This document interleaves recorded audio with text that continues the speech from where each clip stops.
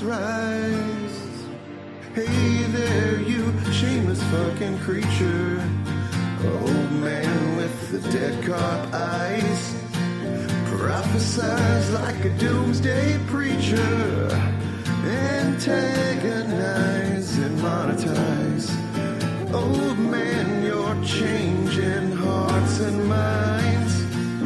You're changing hearts and minds. You're changing hearts and minds.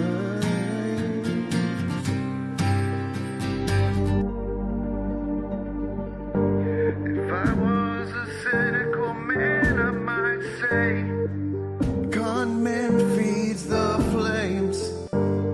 Mask off, no surprise.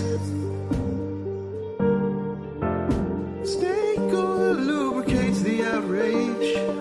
Force the narrative to fit the frame. Millions of suckers and there's a new one every minute. Grand wizard of the grift. Go on, old man, and get it.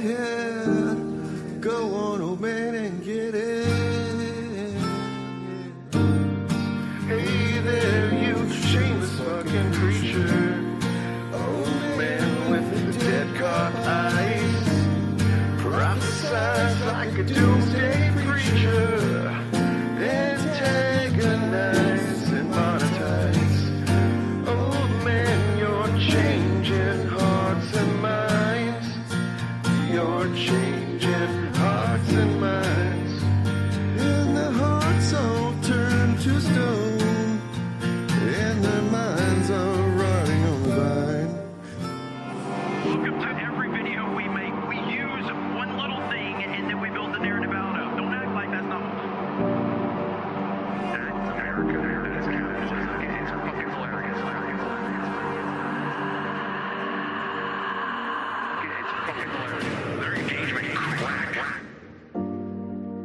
Old man, you're changing hearts and minds. Welcome to every video we make. We use one little thing and then we build the narrative out of it. Brie Larson says one fucking thing and we make a whole video out of it. That's what we do. Words are flowing out like woke Mary Sue objective truth. They don't mean much, but nothing ever does across the grift of a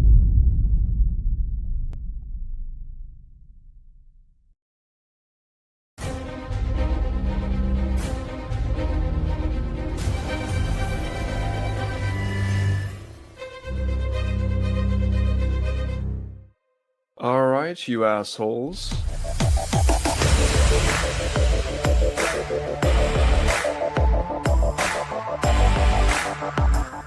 You can pick up the softback trade paper. The what now? How do you do, fellow kids?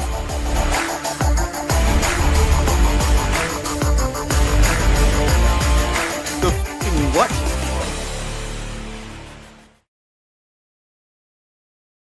The fucking what? The fucking who? This guy. The softback, trade paper. Right. Man, if I was a real fan, I would remember that, but I'm just not. So, you know, man. Are we losing Warner Brothers? Warner Brothers losing? Are we losing DC still? What's happening, man? Maybe feel better here. I don't know. I think they're going to sell pieces of it off. I think that's what's going to happen. I don't think anybody's going to buy it. It's worth too much. Well, they got $35 billion in debt, so you'd have to buy the $35 billion in debt, and then you'd have to give them the value they want to, and nobody's hitting it. I think Paramount gave them, I think it was like $27 billion was the offer, but then they'd have to pay to offload that because that's less than the debt they owe from the purchase of Warner Brothers.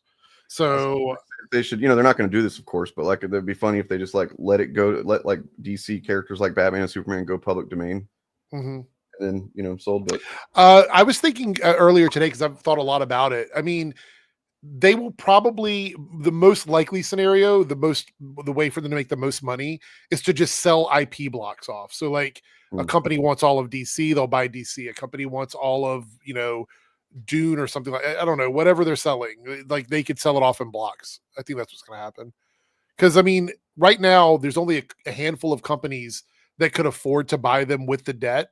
Netflix is not interested, so it's definitely not going to Netflix. Ted Sarandos has said in 3 different interviews that he's not interested in buying Warner Brothers.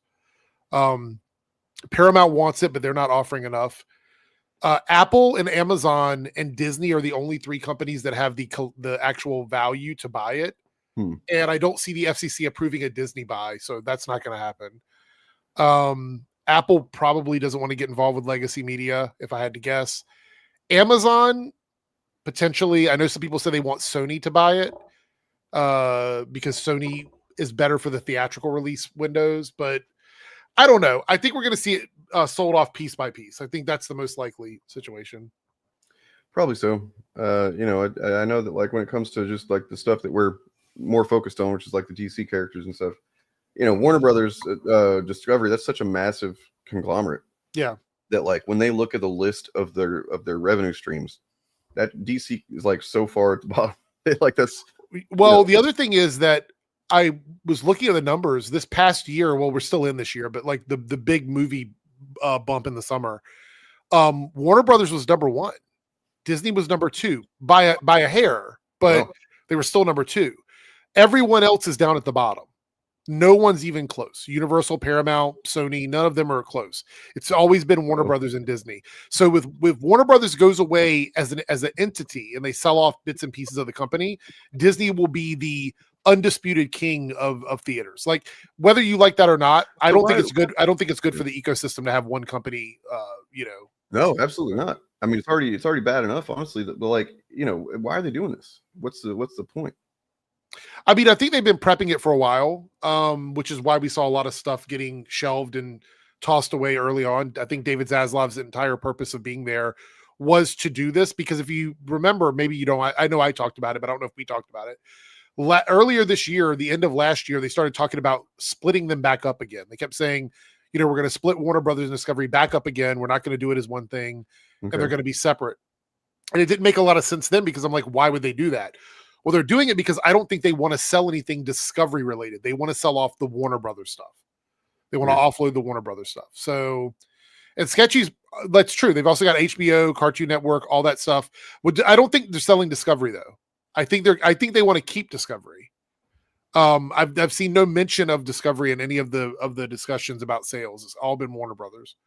So but I mean, I guess I still don't understand the reason to do it. Is it because they've been so successful that they want to?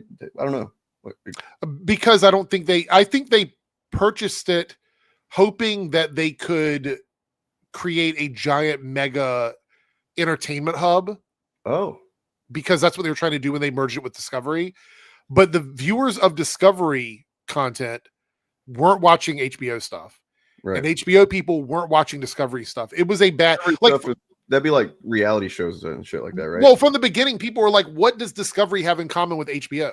Like nothing. There's nothing in common from these two companies. So it didn't make a lot of sense for them to be together in the first place. And David Zaslav isn't a movie guy. He's a TV guy. Right. I remember that. Right. Yeah.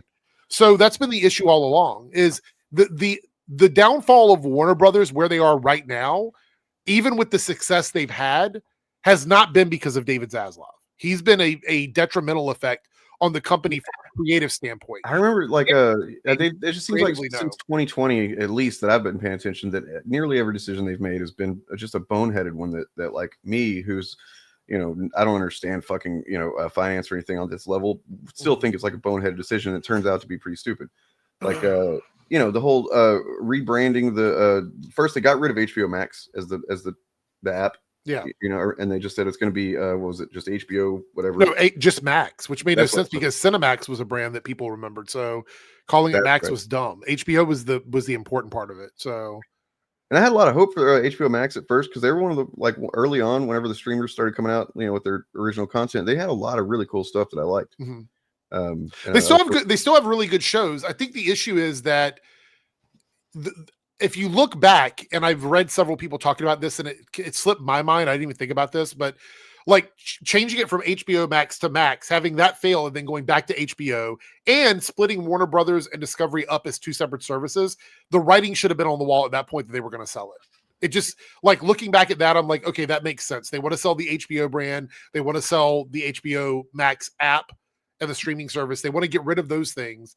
So that's why they changed them back, because otherwise they would have kept them the same. So it's just, I feel really stupid that I didn't notice that before, but I guess that was the plan all along, was to do this, to flip it. Basically. Well, because, as Reggie Sketchy's pointing out in chat, it's like these things don't look like they make any sense from our perspective, and they really kind of don't. But like from us, the legalese and finance perspective of at this level that they're at, I guess it makes some sense to make stupid decisions for long-term gain or something. I don't know. It seems insane. I don't know if the Saudis seem to be interested in things that are extremely profitable, like video games, online games, sports, things like that. Warner Brothers, with the exception of this year, has not been super profitable. That's the big issue. I don't know if they see any value in that stuff, because you'd have to know how to monetize it in a way that makes sense to them. Sports betting, online mobile games with like the ability to sell loot boxes and stuff. All of those are lucrative things. I don't see how they would do that with a movie studio. You know what I mean? Like, I just don't see the value in it. I don't think they would buy it just to not do anything with it. That doesn't make sense. I think it's going to be an American company that's going to buy off bits and pieces. You know what I mean? Like, I think what's going to happen is Amazon, who already has, MGM or whatever, I think they're going to want bits and pieces of HBO. They've already got a lot of DC stuff. They've already got a lot of the more adult entertainment that Warner Brothers has produced. I think they would be very interested in it, and they do have the money to get it. Jeff Bezos has enough money. I looked it up last night on the fly, and they're worth enough money to snag all the debt and probably give a good offer on top of that if they really want it. I would much rather look. Worst case scenario would be an overseas buyer, like the Saudi government or something like that, or Netflix. That would be worst case scenario. Paramount wouldn't be great. Would still be better than the other two. Disney, they won't let Disney buy it, and that would if Disney got Warner Brothers, it's in the bag. Like, every big movie for the rest of time would be from Disney, Warner Brothers, and Fox. That would be it. You know what I mean? What's scary is thinking that on some level Disney might consider that as like, oh well, we're seeing, we're not super confident about where the MCU is going as far as making money. So maybe we need to just go ahead and pull the trigger on this, because I said a long time ago, jokingly somewhat, that like, yeah, one day eventually, once superhero movies start doing just, every one of them is not making money and they're doing badly, they'll eventually just start putting Marvel and DC in the same movies and shit. And I didn't really think it would ever come to that, but maybe. We also have stuff like Looney Tunes, basically the entire animation division of HBO, Cartoon Network, all that stuff. There's a ton of things that they have to leverage with. Now, would Netflix be interested in buying something like Cartoon Network? Probably. Cartoon Network fits really well with the Netflix brand because it's not a theatrical driven thing. So I could see them buying something like Cartoon Network. Buying like the movie division stuff, I don't see that happening. I don't know if like Apple, I don't know if I'd want that to happen. I don't know if they would do that, Apple, but if Apple did in some universe, bye Bob, in some universe decided to do this and bought, like DC Studios or whatever, that probably wouldn't happen. But Apple puts out high quality shit. Even if it's something I don't like, even if it's something I don't care about, it's generally just like I've never seen a cheap looking Apple TV show or movie. Or movie. I feel like I'm missing out because I haven't seen any of the Apple TV stuff, but I've only heard amazing things about it. So we watch Apple TV shows every week. Like, I don't think there's ever been a time in the last 2 years where we haven't been watching something that's on Apple TV. Oh my god! To be honest, so much good stuff. People sleeping on stuff, something like Foundation, for example. Foundation, probably the best sci-fi TV show in the last 20 years, in my opinion. One of them, yeah. But there's Foundation, and then For All Mankind are the two that like. There's also Invasion. There's also Silo. There's a ton of sci-fi on Apple TV. Yeah. Severance for sure. Yeah, Severance, great. Nobody talks about Severance. I don't know why. I don't think anybody's ever seen a video about that. Ted Lasso is another good one. Fantastic show. Apple TV is good. The thing about Apple is I don't know if Apple cares enough. That's the problem, because Apple takes a loss on production for value in company, because Apple TV as a brand doesn't turn over a lot of money per show for them. Like they spend a lot of money on their shows, but it adds value to the overall Apple company. Like they're like $1 trillion company. So super commercially viable, like super commercially, advertisable content, right? Like it's kind of weird how that. I mean, honestly, it almost kind of, if you look at it wrong or right, looks kind of like artistic integrity, but it's really not that. It's yeah, Apple as a company is worth $3.82 trillion. So they take losses. They take losses in their entertainment division in order to bring in new customers because they advertise their brand all over that app. I mean, it doesn't interrupt the viewing experience, but you can definitely tell it's there. Well, maybe who knows, man? All these mergers going on, it just left and right, especially on the right. Brand new website. Over on geeksandgamers.com, and we are merging with that Park Place. We're going to bring their editorial team over. What the vision for this website is to obviously be the entertainment hub for our sphere, but also the entertainment hub for our sphere. So yes, the entertainment hub for their sphere that hasn't released a video in over a month, but whatever. Well, he's been really busy with this. Sure, not cobbled together last minute kind of sudden, desperate pivot move, right? No, it's not desperate at all. What's funny is that they want to be the entertainment hub, and it's like, okay, so they don't want you to watch the stuff that they're going to be talking about for sure, because then the people know that they're lying sometimes, or a lot of times. So once again, they just want you to come to them, bypass the Star Wars thing, bypass the Marvel thing. Don't watch that shit. They'll tell you what's so bad about it. They'll tell you why it's woke and bad and whatnot.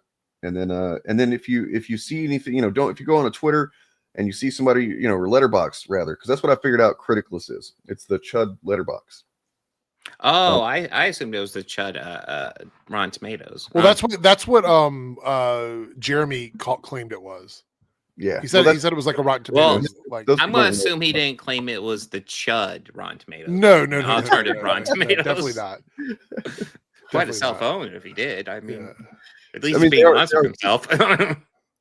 But yeah, they literally, Geeks and Gamers has not put a video up in over a month at this point. And then as Eric showed in his video, looking at the recent lack of success of these channels, they weren't doing well for a while before that. And Griggs, just like any content creator, is going to do eventually. Like once you are seeing, like, I cannot keep my numbers up to even close to what they were, you're going to eventually just kind of lose interest and not not. I mean, he wasn't even uploading to his D-Day Cobra channel. That hadn't had a video in like 2 or 3 months. So. I think he does mainly just live streams because that's where he gets the money, right? Yep. Like, I mean, you look at a channel like mine, I've definitely had, dips and stuff like that. But I will still do content because I do it because I like doing it. Whereas these guys just do content for clicks. If they're not getting clicks, they don't care. It's a difference. It's the difference. It's I know that there's certain topics that I know that I can go to and I can get a guaranteed minimum number of views on that thing. I don't do that all the time because I feel like I would feel like I was fucking grifting, even if I was being honest with my content, what I was saying. I still feel like I was, I don't know, being weird. It's a weird feeling. But I know that there are things that I can go to, and if he can't even go to a certain topic and hit a certain number, then that's not good. But well, the other thing is, and I wanted to make this very clear to everyone, the reason why it's such a big red flag for these guys is they are channels that have a team behind them. Because like we're all channels that operate and function with just us doing it. Maybe we have 1 or 2 people helping with like getting stuff set up for live streams or whatever. But primarily we control our channels. We run all of it. These guys have entire teams. They have thumbnail people. They have editors. They have people that go in and do designs for the channel. They have people that do dig up research for them, things like that. Anytime they're not hitting a certain financial goal, it affects the overall not to mention payout for the teams. What we have with our group is like we have a Discord server that we share information. We kind of Dude, don't tell them about our secret Eric July server. We're like, something's going on in the news or whatever. We'll all kind of see that or whatever we're interested in. These guys have that, but like it's far more organized. I guarantee it. It's far more like I'm pretty confident that the main group of Friday Night Tights guys have their own, probably encrypted chat or whatever the fuck. And they're just like constantly texting updates to that chat about what they're going to cover. It's just impossible that they don't have that based on the past you know, whenever you've seen them come out with content on a certain thing, saying the exact same thing about it at the same time. You know what I mean? So they, like even their network that they've relied on, you know, their sport network and whatnot. So, by the way, so I apologize. I'm kind of out of it. I don't have a medication for fucking ADHD right now, and I'm kind of struggling. But yeah, it's just tells a lot that they're still not doing well. And yeah. By the way, I want to point out there are also premium subscriptions for these websites now, like VIP subscriptions, like $5 a month to get extra articles from them and stuff. I don't know if you noticed that or not.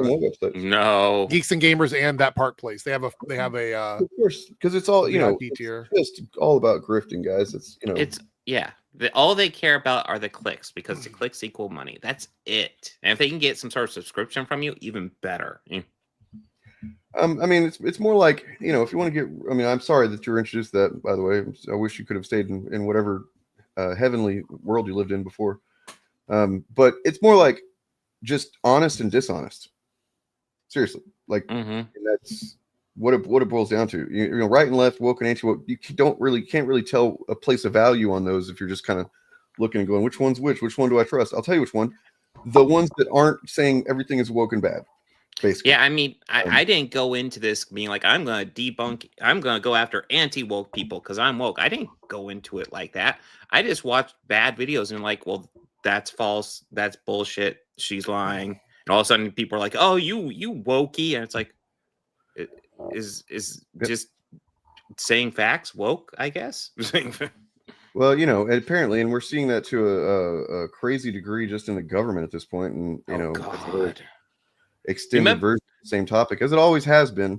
But yeah, you know, Trump fucking announcing domestic terror organizations and whatnot, and it's like, oh my god, dude, this shit is so cooked.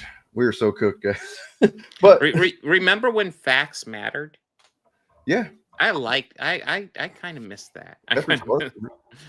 You know, No Kings was a big deal this weekend, though. Yes. They're saying the number was closer to 8 million now. So I'm not surprised. It was a massive amount of people. Like, just, you know, I have several video clips from different, you know, cities where it happened. It's just it's crazy. The amount of people that went out was crazy. And I'm really hoping that, you know, and I've seen some somewhat valid criticism from the left of the whole thing, saying that what's the point of it? What's the goal? And it's like, well, true. There wasn't like you need demands, right? Well, the demand in this case is basically we need to come together, period.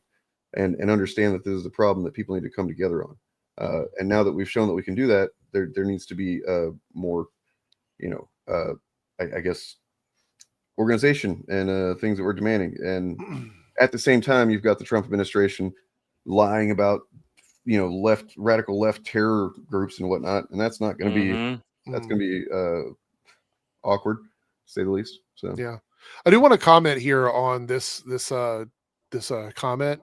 If you don't toe the line, you're against me, and the other side is how most convos and debates work, especially with media. It's unfortunate that you feel that way about it, because I don't think that's a proper representation of every bit of dialogue that happens. I think the issue is that people who come into a debate without the idea or the ability to take in new information and process new information puts them at a disadvantage, because that's why you should be there. You should be there to listen to ideas. But if you come in with like talking points and you're not really listening to the other person, it is going to feel this way. It is going to look this way. And I like to think there are some people that go in and want to have a genuine conversation about stuff and provide facts, opposed to just trying to get talking points. If you're talking about specifically the Chud space here on YouTube, they don't debate anybody. Right. These guys don't debate anyone. We've tried. We've tried. They don't debate anybody. Matter of fact, Bob destroyed Monetize Your Haters for Eric July to the point where he just stopped doing it altogether. So they don't debate anyone. There's no debate to be had because they're not talking to anybody. The reason why, and I'll move on after this, but the reason why that is because they establish their talking points. They know they're lying. They know they're being misleading. And anytime you see them question on it, they have no response to it. You see it on there's a couple of Piers Morgan clips where they're confronted when Gary and Will are confronted about the stuff they say, and they have literally no rebuttal to it whatsoever. I have reached out, I have sent DMs literally directly to Jeremy Griggs before. It's been a couple of years since I did that, but like literally in the nicest way possible, proposed that we, talk about some of the stuff he was saying. I wasn't, shitty about it. Maybe he saw some of my content and I was being shitty about him then, but still, he just didn't respond, It's funny because a couple years ago I stumbled into Ryan Cannell's email address and I sent him an email essentially inviting him to a debate, and no response. And, hey Ryan, what's going on, man? Sketchy, I agree. There is a big portion of the online left that just is stuck in this doomerism type shit, and I refuse to be a part of it. So it's not helpful. That is not helpful. It's understandable to feel a sense of doom. That is I'm not gonna propagate doom to people. Is what I'm saying. I'm not gonna. It is healthy to disconnect, honestly, fairly often right now. But like, don't completely disconnect and don't give up. No. Yeah, enjoy the little wins as well. Mm-hmm. Speaking to what you were just saying, Eric, that's how the content creators that behave, is that they just won't, engage with it. Especially once basically Bob, ended debates in the sector. Sorry. But then their fans though, their fans didn't quite, because a lot of their fans actually are true believers in the shit that they pumped into them. So they think, oh well, I can do this, I can debate. And so once again, Bob has shown several times where their fans, and I've had a few with myself. They get on, they start trying to argue a point or whatever, and it just becomes clear that they have nothing. They can't defend a single thing that they say. It's pretty embarrassing. Generally, their claims are absurd. They can't back any of them up. And I think eventually they even realize, oh, we can't fucking defend this shit. Probably because Bob's some kind of like rhetorical wizard or something as the excuse they give themselves, but. It makes sense if you think about it, because pre-digital, back when we were all using VCRs and such things, it's a copy of a copy. Right. Yeah. They're taking the original and they're just copying those talking points rather than having actually invested their conclusion. Like the points that we come to are thought out.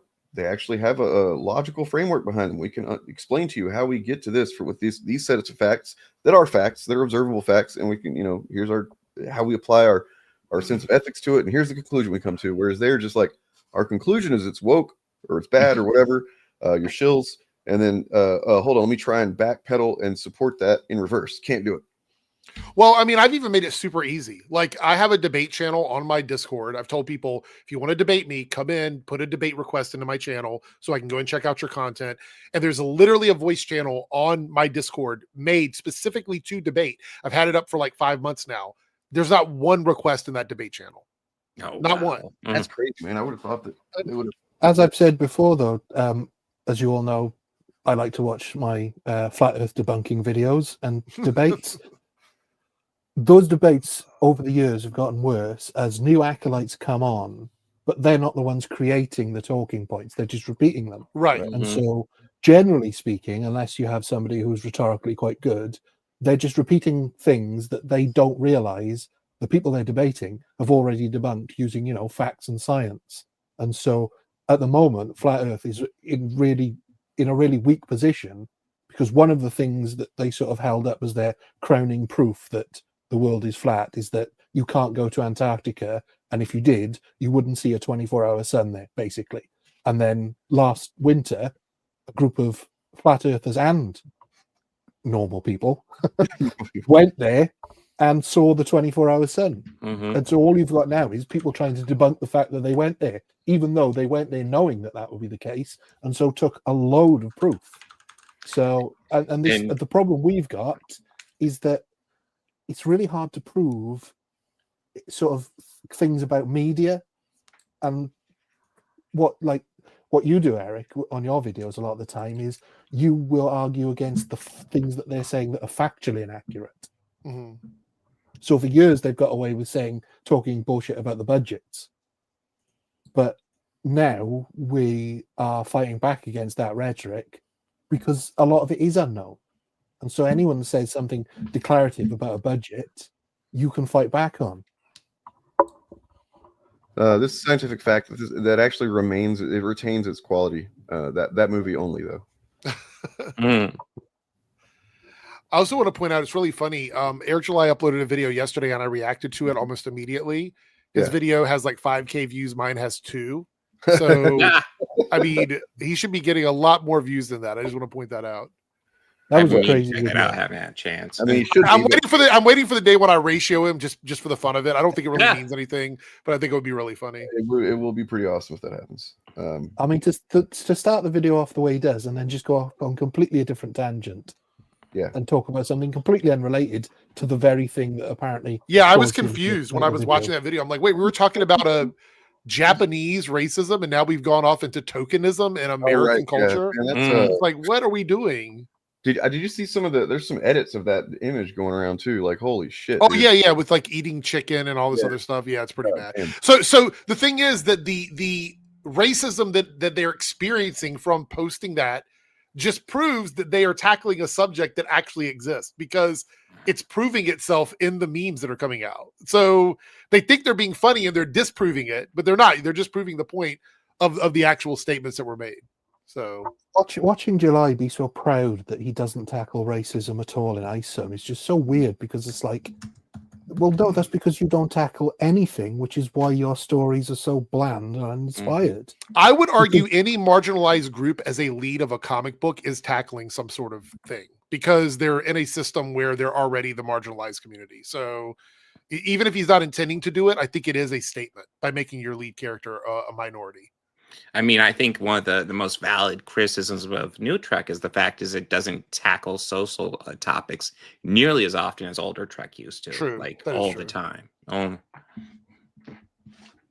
That doesn't even have to be the focus of the story. Even like I was thinking, the first Blade film, for example, him being black, it doesn't really play into much of the story, but it's there enough. It's woven through enough to give you some sort of emotional grounding. Plus, you have other emotional. If you've got no emotional stakes at all, then why bother writing a story? But yeah, to be proud of that fact, it's weird. Yeah. Just like, oh yeah, there's this cool like story I could dive into because it's topical, but no. I mean, isn't the racism tackled in the actual story itself, though, with the idea of pure blood vampires? Because he calls Blade and Uncle Tom for being a daywalker, right? So I feel like it's still explored, even though it's not completely connected to him being a black guy. Yeah, and I think that's the difference between ISOM as well, where he's clearly set up. There is a power dynamic between his superpowered beings and non-superpowered beings, and yet because that is an allegory for separating two groups of people in the real world, it's so surface level because he doesn't want to touch it. He doesn't want it to have any depth.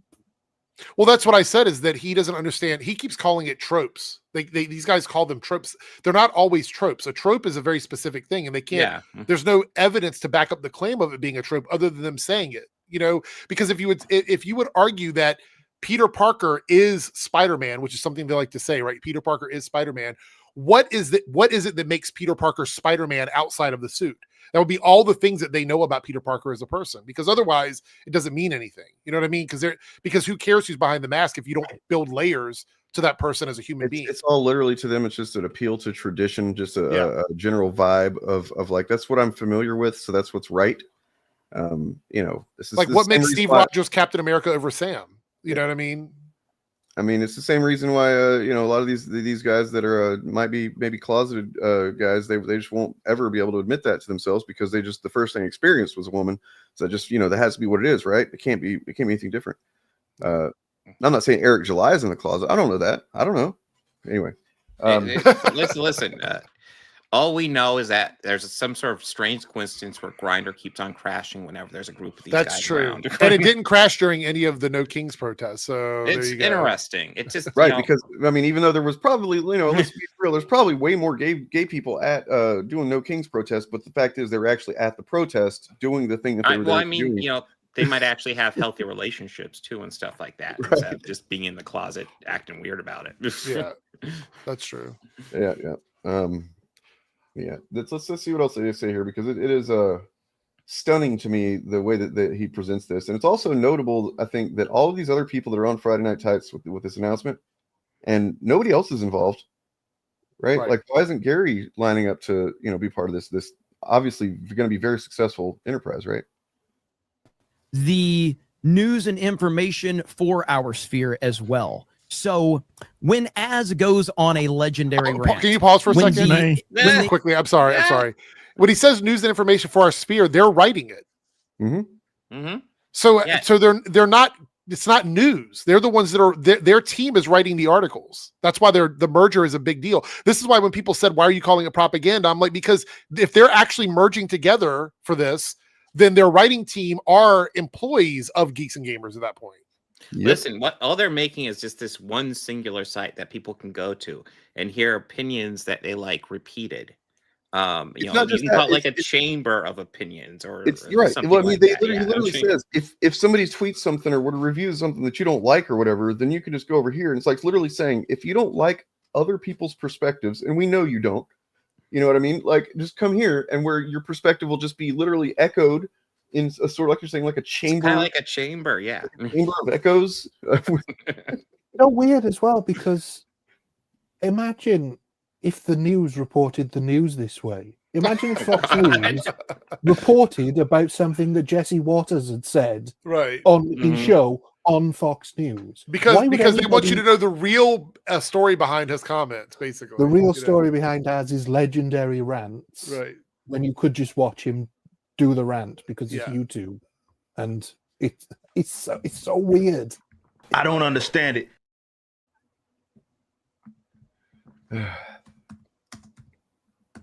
Also, Eric, sorry, watching your video yesterday was so many times that I was like trying to. I want to do the drop so bad right now. I don't understand it. There were so many times it was like, oh, damn it, he doesn't understand it, Eric. I don't get it. Because the internet is misrepresenting what happened to that on Geeks and Gamers. What are you saying, Ryan? I'm sorry. I was just, have we got to them covering their right-wing tomatoes yet? Not yet. Not quite yet. Right, okay. So when Az goes on a legendary rant, when the internet is legendary, like in the positive sense, in their little echo chamber, but outside of that, that was a pretty fucking cringe moment for Az. Yeah, and it's not a coincidence that after that, Az's success just cratered as a content creator, right? Like, you know what I mean? Like he just think about it. He quit being on Friday Night Tights and shit. He got a big boost of viewers and subscribers directly after that, but then it turned out that was a one-off. He couldn't sustain that, getting angry about computer games. That's what people wanted to see. They didn't care what he had to say. They wanted to see him go mad. He became Angry Dad from The Simpsons. Yep.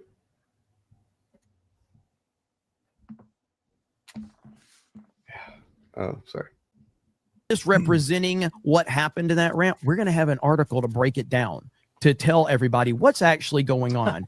When critical. So let's see. Let's. He's talking about the pronouns rant, right? So who misrepresented it? How was anybody misrepresenting that? I'm sure maybe somebody somewhere did. I mean, he was mad there was pronouns on a character select screen. That, I mean, how do you misrepresent that? Like, that's what it was. And well, that's the thing. So what they really are saying there is people are providing context to something that we didn't want you to think about this with that context in mind, because that makes us look like we're lying or we're dishonest. Yeah. And so that's what it is. They want to create a sort of. They want to reinforce the narrative is what they want to do.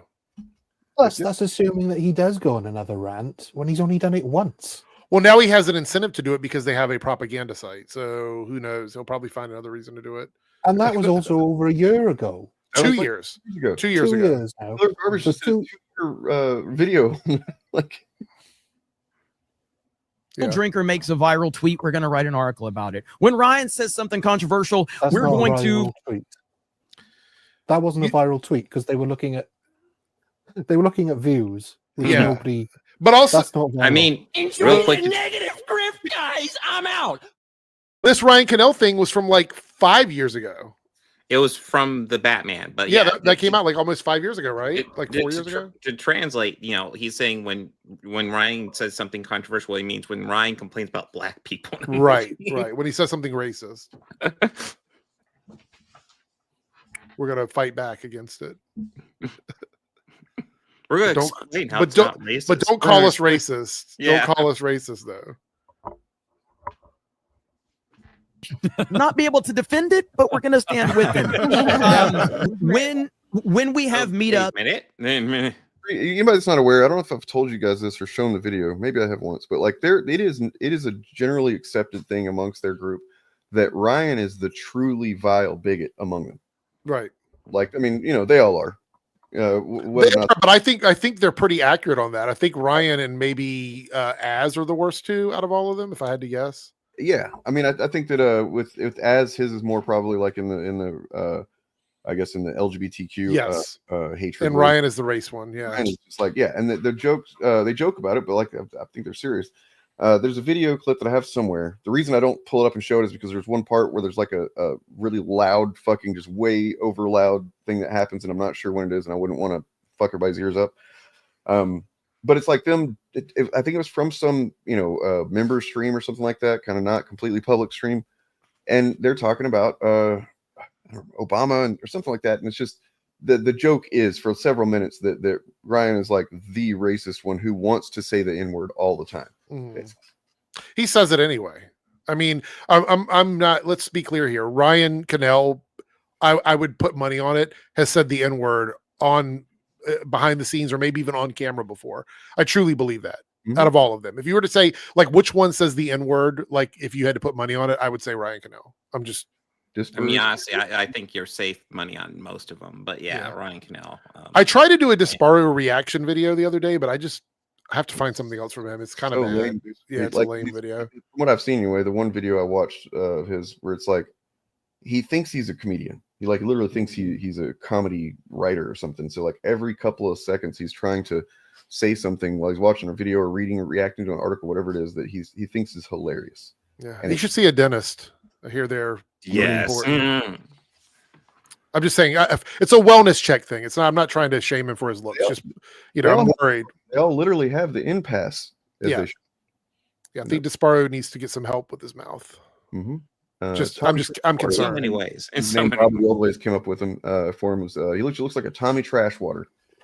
Looks like he's been eating tailpipes, but it's okay. I mean, it's just I'm not trying to shade. When there are things going on, geeksandgamers.com is going to be the place where you have all of your information right there. And so Geeks and Kids, a who's who of who? Right. Yeah. I mean, I still don't understand this because isn't this what Geeks and Gamers already do? Yeah. Isn't everything you've said stuff they already do? They aren't teamed up with other websites. You want me to tell you guys what happened? They had to fire their whole editorial team, and this merger was because they wanted to save money. I mean, that's pretty obvious what they did. They had a bunch of people writing articles for geeksandgamers.com. They couldn't afford to pay for them anymore.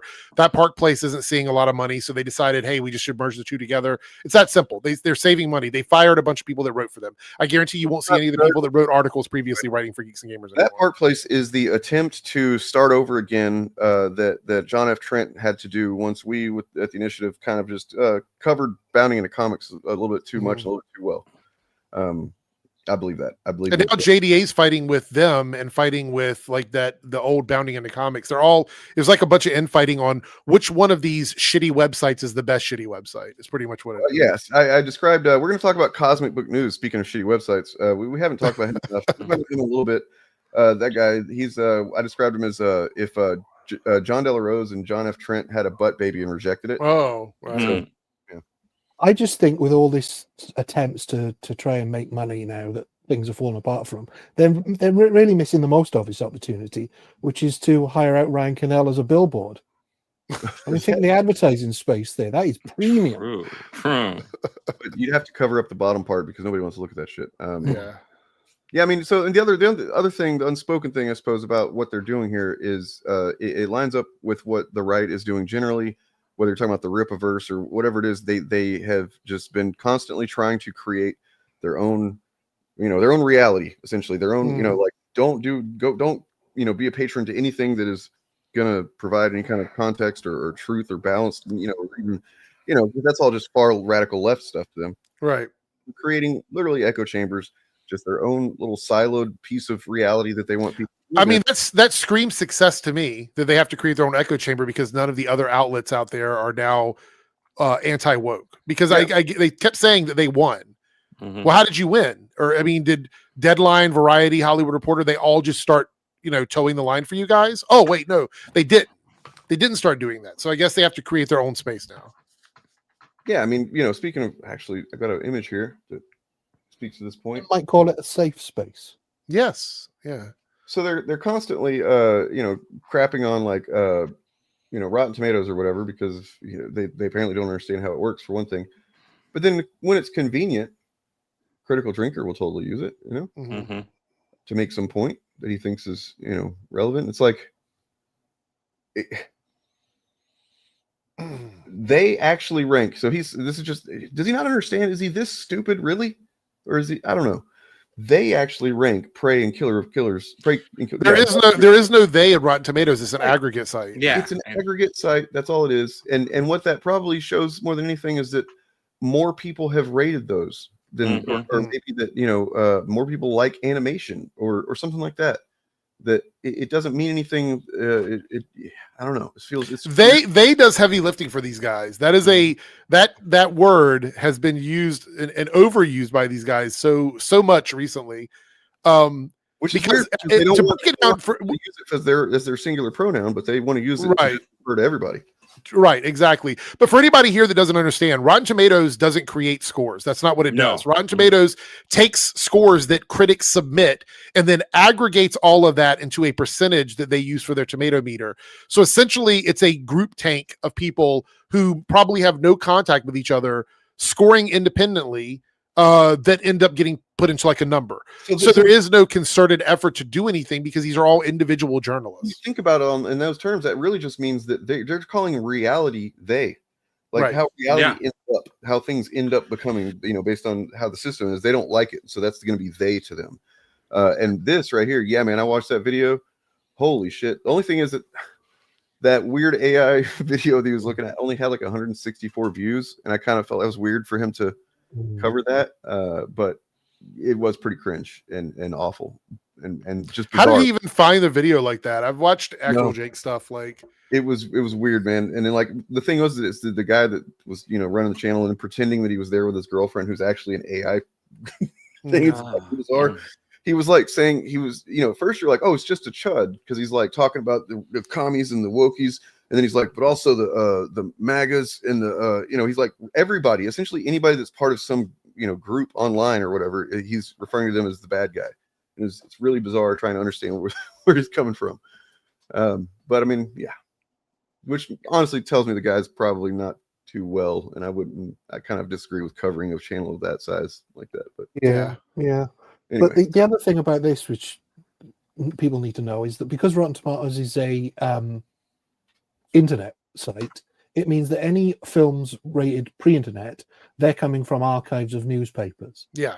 And so you have to look at when they were reviewed, the time that they were reviewed. And at the time that they were reviewed, Predator probably wasn't looked at as being a good film. The fact is that it was probably what these guys would have called a flop back in the day. Mm-hmm. Had that film come out to the reception it received now, they'd be all looking for how woke it is, because it's got a multi-ethnic cast, right? And because the big tough guys don't actually win, that sort of thing. And it's related to something political. I mean, it's about a war that's going on. Yeah. And it's allegorical for the Vietnam War as well, in huge ways. So it hits all the boxes they would call woke, essentially. Yeah. Yep. So yeah, and anything basically pre-2000, maybe even pre-2005, the number of reviews and the type of reviews that films got is way different to the landscape now. So another thing this of note here, notice how he's saying that nobody takes review sites like Rotten Tomatoes seriously anymore, and yet the literal scores that he's showing are based on people who take it seriously and use it. Right. They're great things. So he is taking it seriously. Yeah. He calls Rotten Tomato. This is so tough. Can't we just come together and agree on a pronunciation? I'll use the American as much as I can. Rotten Tomatoes is not a review site. Like he said, it's an aggregate site. It's not a review site. Yep. Yeah. If you want to see the reviews, you can click on the person's name that you want to look at and go read the review of it. If you want to disagree with reviews, just click a couple of times, find a review you disagree with. At least that would be engaging with it. I would look, Dane. I totally agree with you. If they wanted to go to Rotten Tomatoes and pick a review that they were like, "Oh, this is an awful review," and make a video on that, okay, fair enough. But that's not what they're doing. They're doing the laziest thing possible, which is just looking at the aggregated number and complaining about it. Yep. All right. It's true. Critical Drinker didn't even about watch a this season. with- He did his review of it entirely based on what the scores were on Rotten Tomatoes. Mm-hmm. The audience scores. Hold on, I have a theory here. I want to look at something real quick. Oh yeah, that's going to be why. So real quick to break down how this geeks and gamers thing's going to work. So essentially, somebody's going to say something. Geeks and gamers will write an article about it.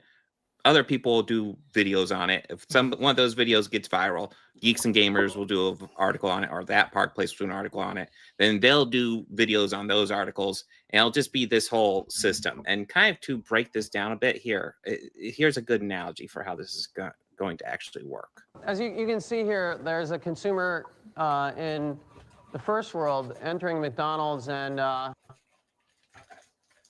consuming a hamburger. Mm-hmm. And afterward, this is a process we're all familiar with. I don't need to explain it to anyone.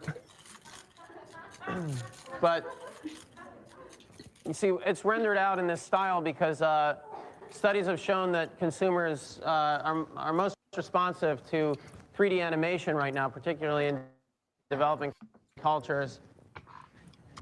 So as you can see, it goes through a piping system, and this isn't unusual. We do this for oil. We could do this for food as well. And as you can see, it goes back up through the plumbing and emerges in a McDonald's. Now, the part of this video that isn't completed yet is the filtering process. There will be a very well-rendered filtering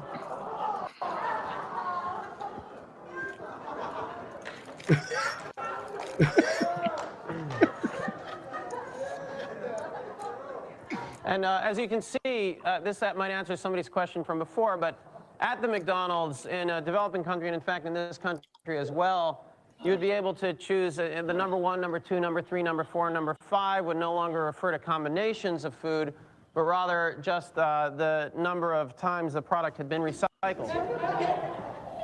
We're lucky to be able to partner with the World Trade Organization, which... So yeah, I think that does a good job breaking down exactly how this Geeks and Gamers thing's going to work. Yeah. Okay. So we have another announcement, and that... Well, so I was just going to say that I was trying to find Rogue Elements on Rotten Tomatoes because I was like, I don't know what's really motivating this, and apparently it's not even there on Rotten Tomatoes. I thought it was. I know it's on IMDb. I know it's like Rotten Tomatoes. He's thinking of IMDb for sure, because we all know what that one is. We've seen the Birdman videos. We've seen it. We know what that score is. We know the laugh. It is that we are joining forces with Criticless. Now, if you don't know what Criticless is essentially a Rotten Tomatoes / Letterboxd alternative. You can go over there, review movies, make lists, all of that. There is an average score over there. There's an app on Android and Apple. Oh wow, I didn't know they had an app. I should maybe check that out. But it probably costs money, I bet. I don't know, but I know that the website looks really awful. It's pretty bad.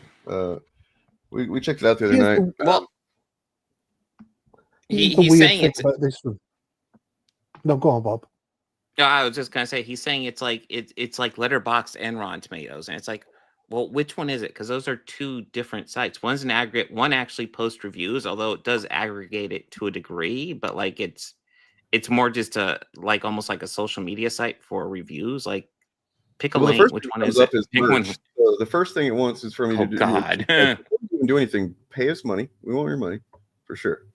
And then it's just like no fucking rhyme or reason, really. I guess trending TV. So there's that.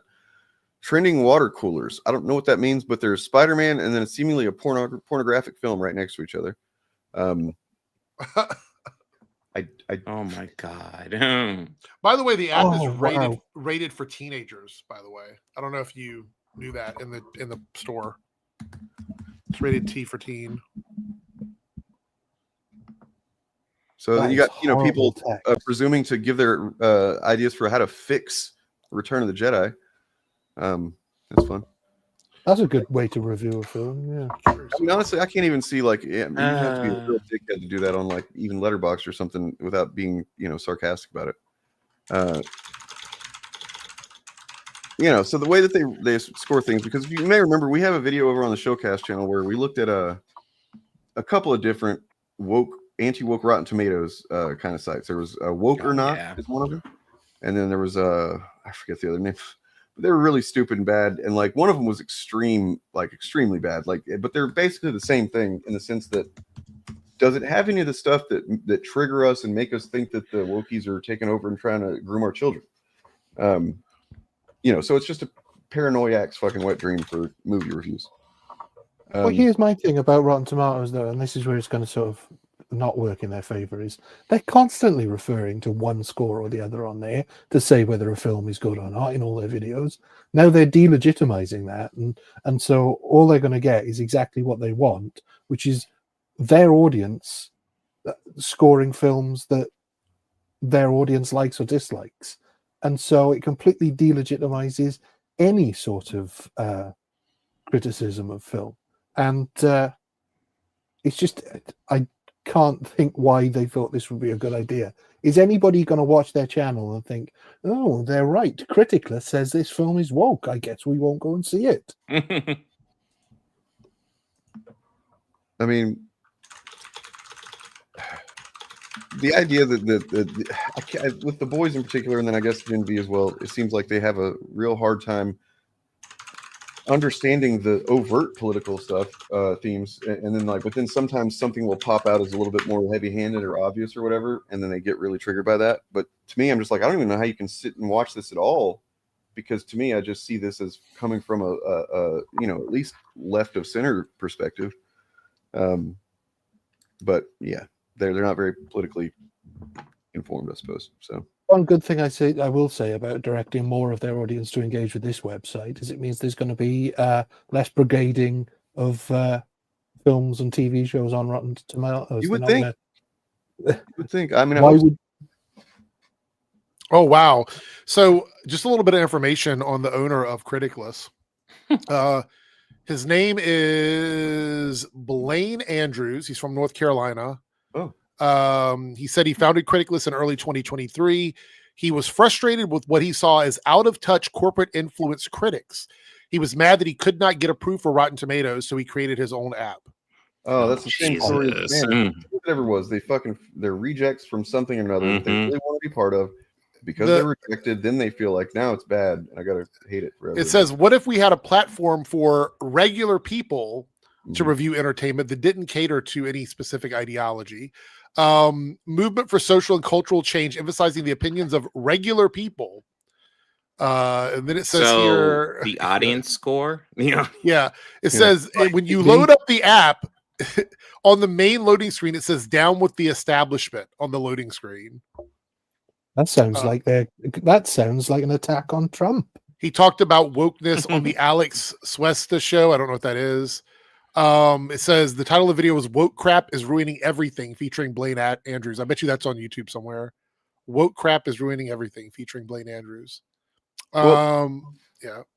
I mean, it's clear that obviously they're full of shit whenever they say that it's the regular people or whatever. But the whole point of putting out something calling it for this is for the fans, it's the regular people, the blah blah blah, is they want to normalize and have to some degree been very successful with normalizing, mainstreaming these ideas as the normal status quo ideas. Unfortunately for them, though, say that website eventually does become a big success and that website is normalized amongst regular people, the scores are going to adjust to reflect that, so they're going to get a more balanced. We'd have to do a whole deep dive, but I'm looking at scores right now, and it honestly, a lot of people don't seem to be scoring it like the same way that I even like on the Woke or Not. We could go look at that one. That one was they understand the assignment on that one. With this one, it seems like they're not kind of trying to. Some of them anyway aren't going that hard on the things that you would expect them to. Just like, go ahead, sorry. There are going to be normies, though. That's the other thing. Because this website exists, there are going to be normies who stumble across it looking for a review site who will sign up to it. Because I mean, you've only got to read some of the reviews on IMDb to realize that some people who post reviews on there are insane, and so it's just as likely that normal people will find this website not realizing that it's political propaganda and rate films accordingly, which is exactly what they don't want. They don't want normal people finding out about this website. They want their audience doing it. This is really interesting. On that stream, What Crap is Ruining Everything? With this guy, we've got OMD Reviews, who is part of the whole Geeks and Gamers ecosystem. Tom Connors from Midnight's Edge is on there. Jesus. So that pretty much tells me he's exactly the kind of person that we expect him to be, essentially. Yeah, I mean, but like, so I just clicked on Peacemaker, and I'm looking at just a general glance of the reviews, and they have these just gaudy but at least easy to see rating graphics here. And then the terms that I guess they've arbitrarily decided that. Oh my God, he's the guy who created this website like 100 years old. Rad. So there's hey, it has to be rad sometimes, man. Come on. There's yeah, rad. You are 100 years old, like me. That's true. Bogus, rad, decent, heinous. You know, and what's kind of weird is that like there's several decents and a couple of rads for Peacemaker season 2. And it's like, well, okay, so a couple of these people aren't getting that. I don't know how they get here. You know what I'm saying, dude? Like, I'm surprised. I'm surprised the opposite of heinous isn't non-heinous. Can you arrange the reviews in order of best to worst? You go to the top of that. There's no, down a bit. It was on that. Yeah, at the top of that. There's a sorting thing. Most recent. See if it most upvoted. Oh, most. No, we would want most downvoted. Oh, okay. Oh, well, that doesn't really do anything. It doesn't make sense. That it doesn't function correctly. Oh, someone gave it a most excellent. Yeah. Wow. Well, I think it's interesting. So I typed in Last Jedi and by accidentally slipped and I threw an extra letter in the. So there's a G in there randomly and it could not find what I was talking about. Great search functionality. It said just gibberish word Last Jedi and it couldn't figure out what I was searching for. Yeah. Oh, yeah. I don't get it, man. I can't find it. So this is really funny. I clicked on the beginning of the podcast, just like the first couple minutes of it to see what they were saying. And within the first 2 minutes, they're making fun of queer people. It's like right at the beginning of the podcast.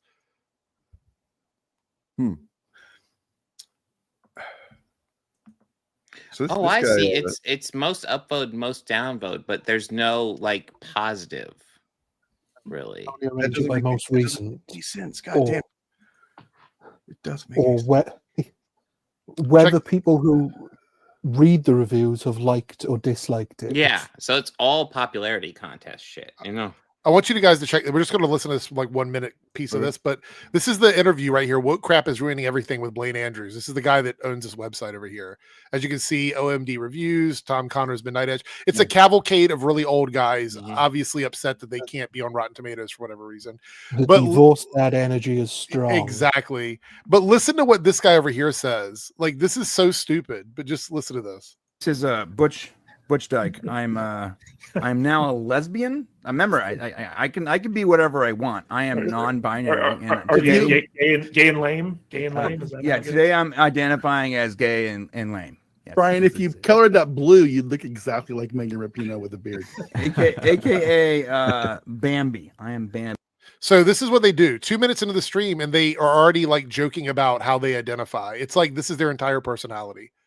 This is the entire personality. I remember joking about identifying as a lesbian when I was a teenager. Exactly. I said that in my video today. Fucking years ago. I was like, what are these guys, 15-year-olds? Like, I don't, it doesn't make any fucking sense. Yes, they are. Like, essentially, in terms of emotional growth, that's where they stopped there. You know what I mean? That was where they had the most fun in life with their boys, just making jokes, you know, about being lesbians and because they like pussy too. And, you know, it's almost like a incel midlife crisis thing. You know what I mean?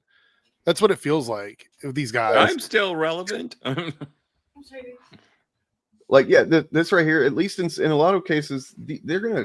I mean, imagine a younger person clicking on that video. Mm-hmm. Like, yeah, there's gonna be some that just already are primed to agree with the shit they're saying, but like a lot of people younger people will see that and be like, nah. I believe, and I'm not saying these guys are in the closet or anything like that, but I believe, and I've said this before, but I just want to say it again in case people forgot that I said it. I believe there's jealousy on the freedom that some queer people have that these guys don't. They're married with kids. They're locked into this bro culture. They probably feel, in a lot of ways, at least some of them feel like they have to play the part. That they couldn't just dye their hair blue if they wanted to, or they couldn't go out to a drag show if they wanted to. All these things are things that it's an impossibility for them because it would infringe on the facade of the life they have. And so they're jealous of people who can participate in that, regardless of age, regardless of who they are, because they are so locked in to this worldview that they can't get away from. And I would say to a lot of those guys, just do what the fuck you want to do. Yeah, exactly. Just do what you want to do. Who gives a fuck what these other people think about you? If you are that fragile that coloring your hair blue or having a friend that happens to be gay or trans or whatever, if that's a big problem for you, then you are you're living a sad existence. 100%. Yeah, dyeing your hair non-natural color used to be a sign of rebellion against the system. And to be honest, it still is. But these guys have been so poisoned by the sort of conservative idea that they're unwilling to commit to all the other conservative ideas, like wearing a suit to work and shaving, but they're not quite willing to go that extra step of really expressing themselves. I mean, if you didn't have colored hair at some point in your life, then you're missing out. Yeah. I mean, I used to color my beard every week, like a couple of years ago. Definitely, when I was probably in my mid to late 20s, went through a phase where I would just change my hair color every month or so. Every month. I stopped coloring my beard because it's a lot of work. It is. And I was like, I don't want to keep doing it. But the beard in particular would grow out too fast. It does grow out pretty fast, yeah. But I mean, it's just one of those things that bothers me. I'm like, these guys are mad because they can't do what they want to do. Grown men mad because other people are enjoying life. It's crazy. This is absolutely true. Like, and it really should be stated more often that this is a fact. Like, people that are just like, even if you like, they're just unhappy. They're unhappy people. They're unhappy with who they are. They're unhappy with the world. They're afraid of everything they don't understand. It's pathetic. And now they've gotten everything. They won the fucking government, and they're bored. They have nothing now. That's the thing. Like they complain about everything. Get one of my hats. If you're bored, buy a hat. Like I actually have like lots of solutions I'd like to present to political spheres, but they don't have solutions. They just have bitches. Well, a good example of one of the introducing arguments without solutions. They have solutions. Yeah. They have solutions. Well, good, Dane. I want to show this real quick. Just okay. Check this. Can't hear. We're just absolutely fucked as farmers, guys. Everything is so fucked, and I do not see anybody surviving this farm crisis that we're in. Guys, look, one of the best splorn crops that I have ever raised in my life. And because of the tariffs, China will not fucking buy it. And they are the only country in the world other than, well, they are the only country in the world that buys splorn. And so now I'm literally just chopping it and blowing it on the fucking ground because it's fucking useless. It's valueless. There's nothing I can fucking do to it. I am going to need government assistance to make it through this fucking crisis until these tariffs end. Look, I've never raised a splorn crop like this, guys. And this is just fucking heartbreaking to me. I don't know how I'm gonna survive. Trump said he fucking loved us farmers, and here I am just blowing my Well, I think it's is, but yeah. I think it's worth saying. Like he's talking about he's going to need government assistance. I feel like we all are eventually. Like the economy is just tanking so fucking hard. Well, I mean, there's a lot. I know we've kind of shifted away a little bit from what we were talking about, but they are getting assistance. He's going to end up bailing them out. We've already talked about it. We know that's coming. He sent a bunch of money to Argentina because Malay is his puppet, so he wants to put money over there and trying to give us beef from Argentina, which right now they've got foot and mouth disease outbreak over there. So good luck eating any beef from Argentina. But we have that going on, and they've quietly, and this was in the Wall Street Journal, gotten rid of tariffs on non-American produced products. So things like computer chips, things like that. Quietly, those tariffs are going away. They're not going to announce it because it would make them look like they're, there's a problem with the way they did things. They don't want to look bad. But the Wall Street Journal reported on it. They're going to slowly roll away the tariffs that were on products that are not made in America and not say anything to anybody. Now, the sad thing is some of those prices will probably still stay up because that's how that works. Some things will probably stay a little bit more expensive. They'll never go back to the prices they were before tariffs because it just doesn't make any sense for the companies to do that. But this is them quietly admitting defeat, quietly admitting it. They're not going to say it loudly, but quietly admitting defeat. Apparently, that's actually a fucking satire video, but still, it is expresses a legit thing that's happening.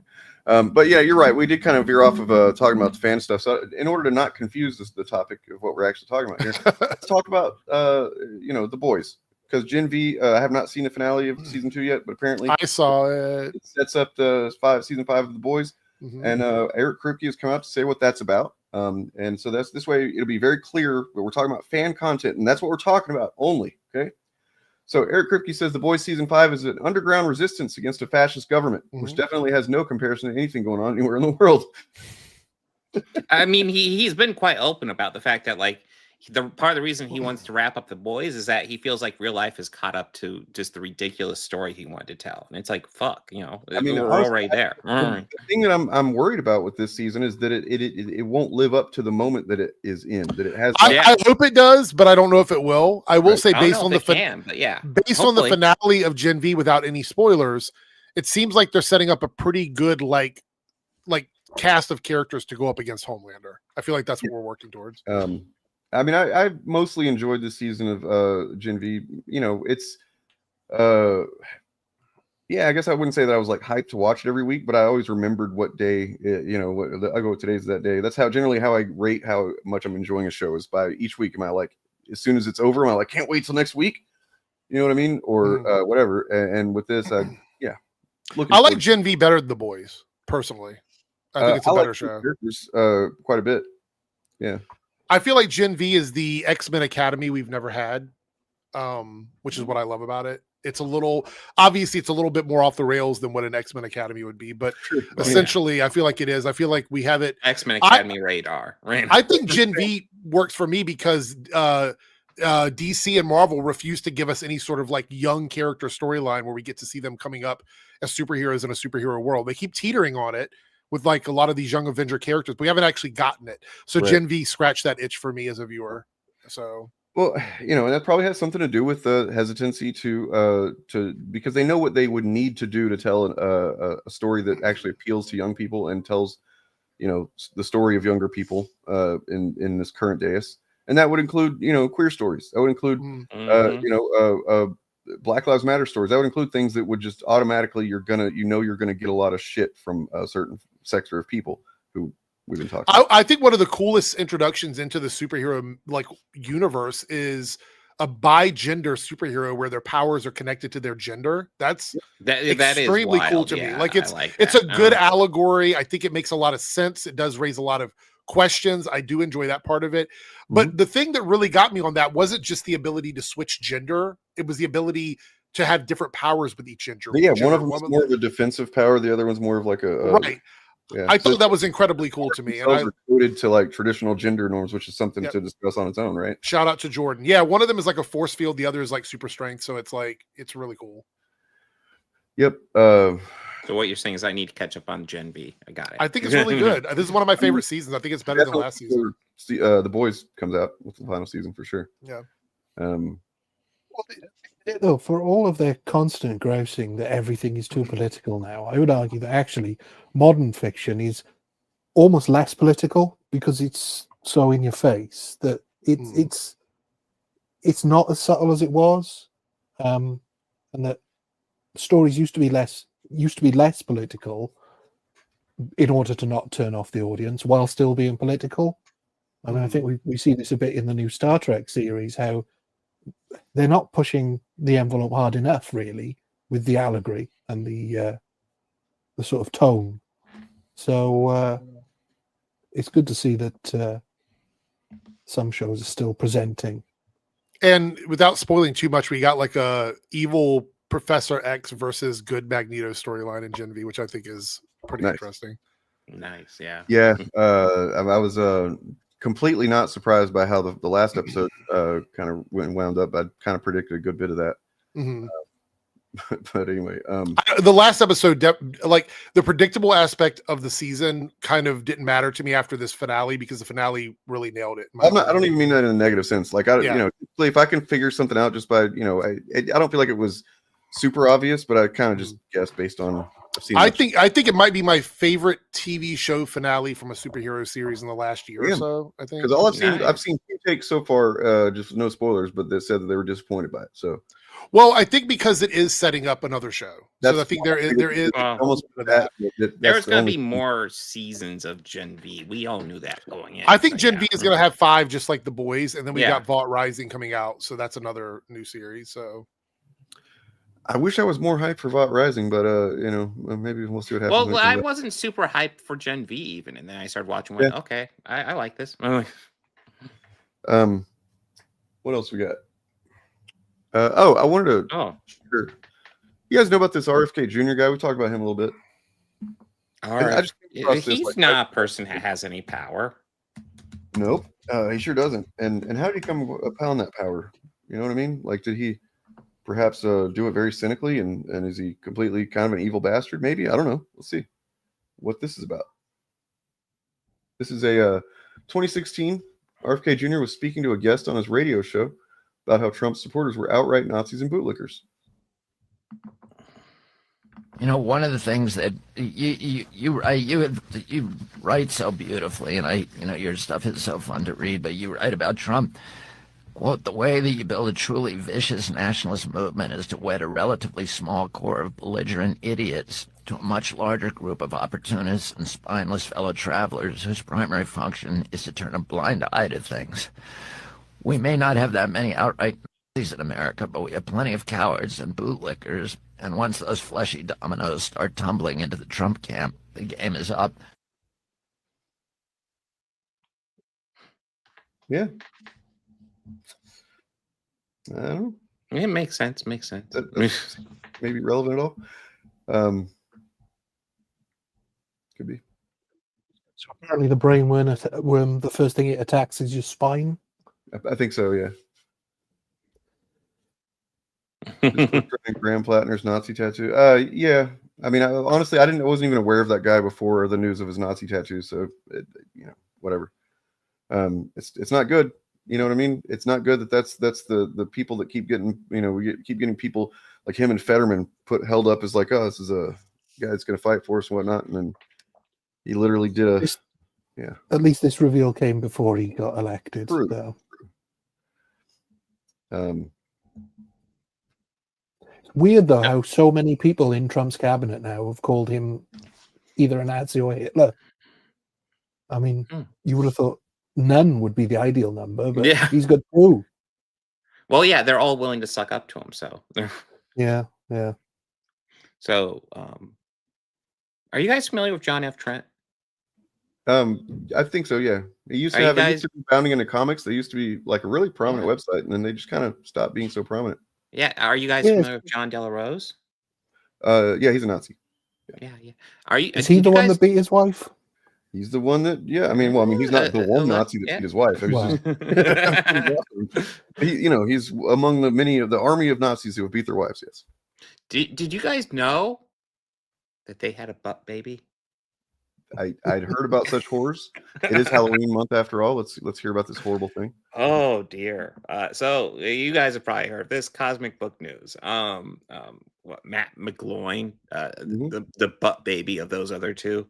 Something I thought was funny looking over this, because I know I think on Eric's stream, he went over a video where like this is one of their sources or something, and it caught me to look at the Twitter feed and like just the whole thing in general, and like this has become like the most Snyder Bro website I've ever seen in my life. Like holy shit, everything is James Gunn sucks and Snyder good, on this website. Like not everything, but like 90% of it. 90%. Do we need to go over the history of this, by the way? The whole reason, like he's got a history with hating James Gunn, and it's storied. So I'd like to hear this. This guy claims to, and you can find it, I'm sure, on this website. Just go find an article where he talks about Guardians of the Galaxy, probably just James Gunn in general. He claims to be the reason why the first Guardians of the Galaxy film was successful, why it was made in the first place. Claims he's the reason because back in the day, which was would have been around 2007, 2008. This is Annihilation Conquest, was the Marvel space event that was going on, the sequel to Annihilation, and that's when the Guardians of the Galaxy team that we all know debuted in the comics. And it was a very popular immediately right off the bat. I loved it. It was fucking, it was great. I remember getting right into it and reading it because they introduced the team in the Annihilation Conquest event, and then they spun off the series off of that. So I was there buying number 1, 2, 3, and so on. And lots of people were, and it was being talked about a lot. And apparently he being talking about it on his website back then, he thinks that is just the reason why the movie was they decided to make the movie. He has nothing to base that on, of course. Just vibes. And so he claims to be, the reason for its success, which that's already just delusional enough. But it's basically created this lifelong hatred for some reason, envy. I don't know. He somehow attached himself to James Gunn and his success and wanting to ride that or whatever. But also he doxed James Gunn's phone number one time. I do remember that. That was classy. Yeah. So Dave Bautista was doing some fan event or whatever, and it was like a comic con, I guess, and he decided just in the moment, he's like, I'm going to call James Gunn so you guys can, I'll say hi to him, right, on speakerphone or whatever. And, kind of silly move on Bautista's part, but still, innocent mistake. He called on speakerphone. It went to voicemail. There's James Gunn's phone number.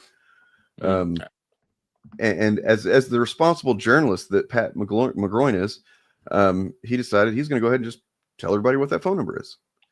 So, yeah, James Gunn had to get a new phone number. Not saying that that was super traumatic for him. It's just a shitty thing to do, and it shows the level of his journalistic professionalism. So, well, I think it starts when you call your website Cosmic Book News when there's comic book news coming. This is like the Den of Nerd, Den of Geek thing all over again. And Bleeding Fool. Yeah.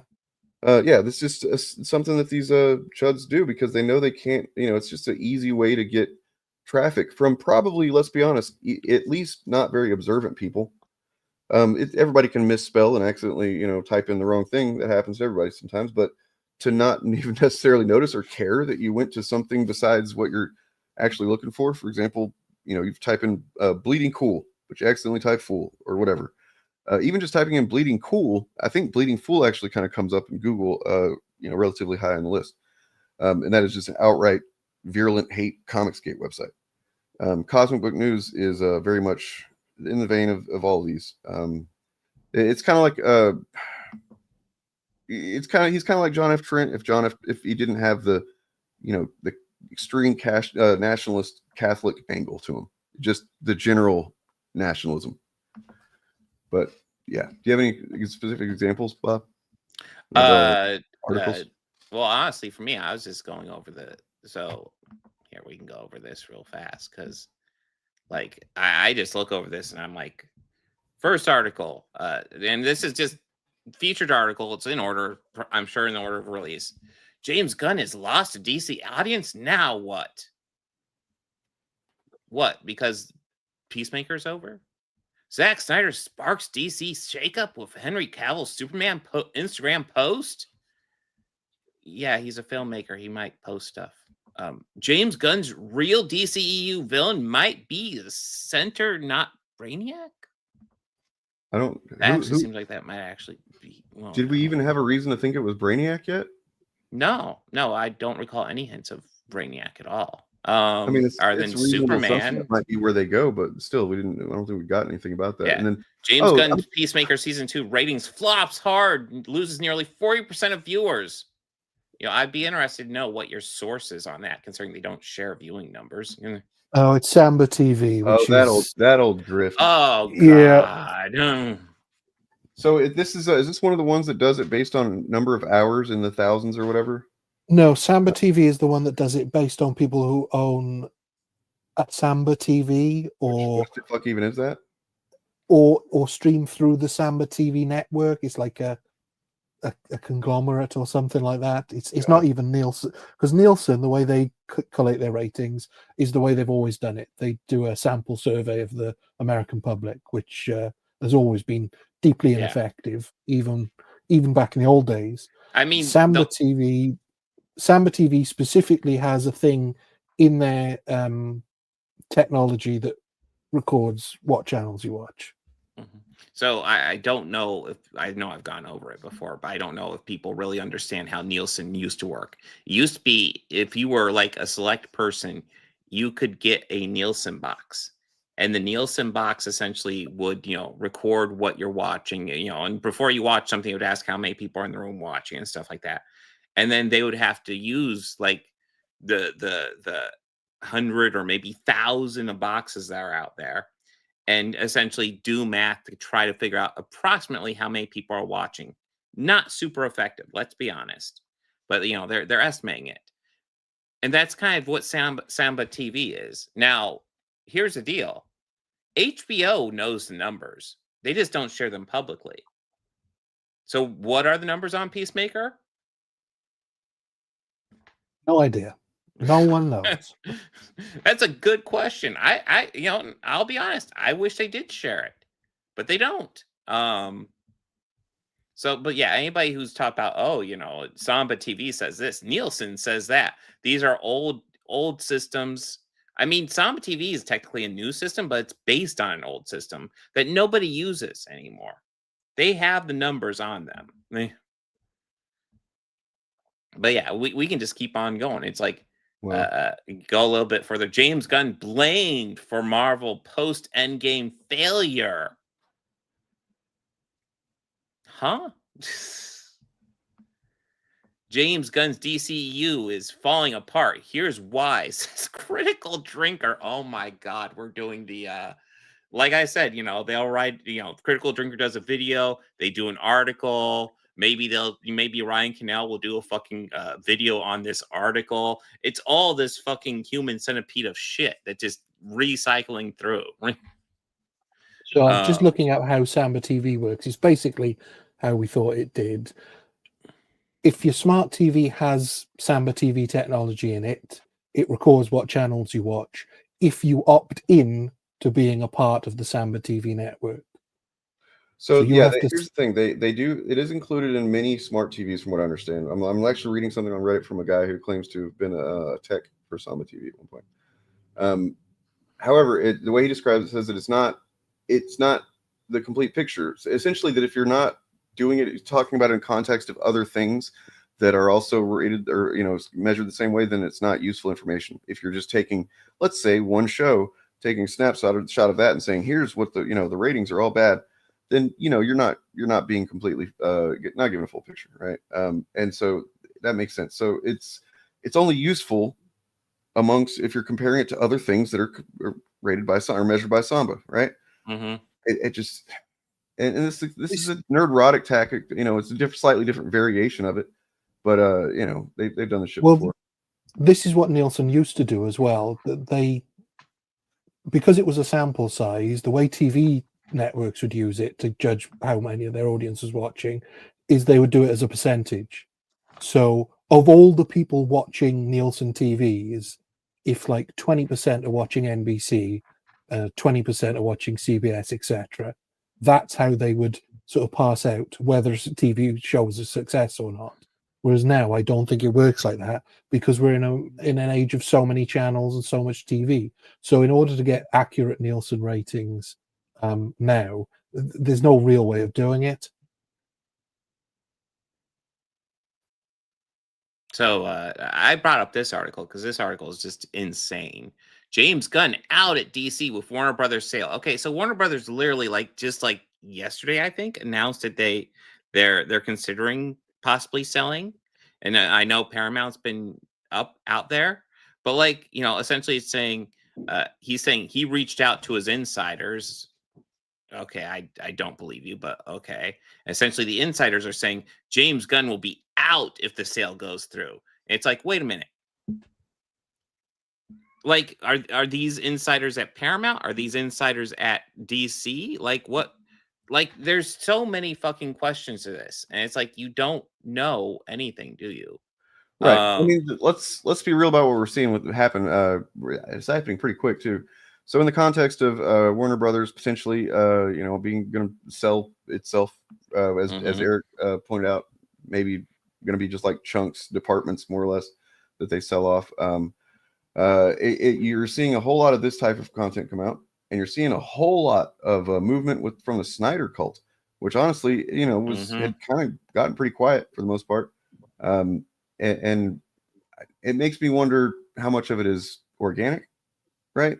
Like, it can't help but notice, but there's a lot of videos and a lot of content popping up in from the Snyder perspective and trying to say that, oh, the Snyderverse was so successful and James Gunn stuff is not successful. It's objectively, hilariously untrue.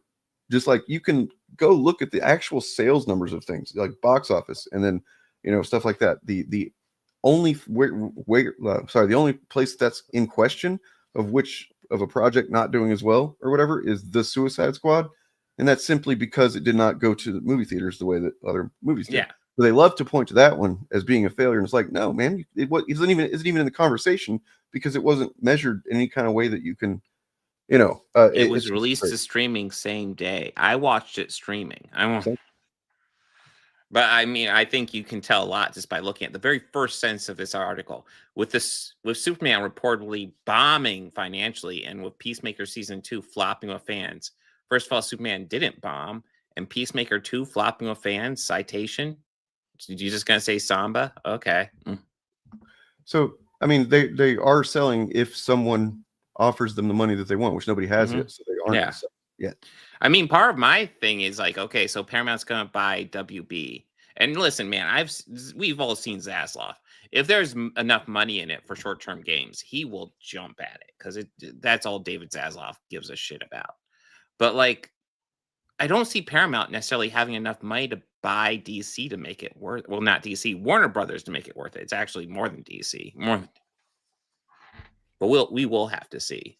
Also, like politics free, guys. Keep politics out of my superhero stuff, guys. Right. Yeah. How does this even work? This is insane. This looks. Once again, we have President Donald Trump to thank for making entertainment, Hollywood, and pop culture great again. And this time, it's about DC and Superman. So wait, how is it great? So is the Superman movies good now because of this? Yeah, is it good because of Donald Trump? What?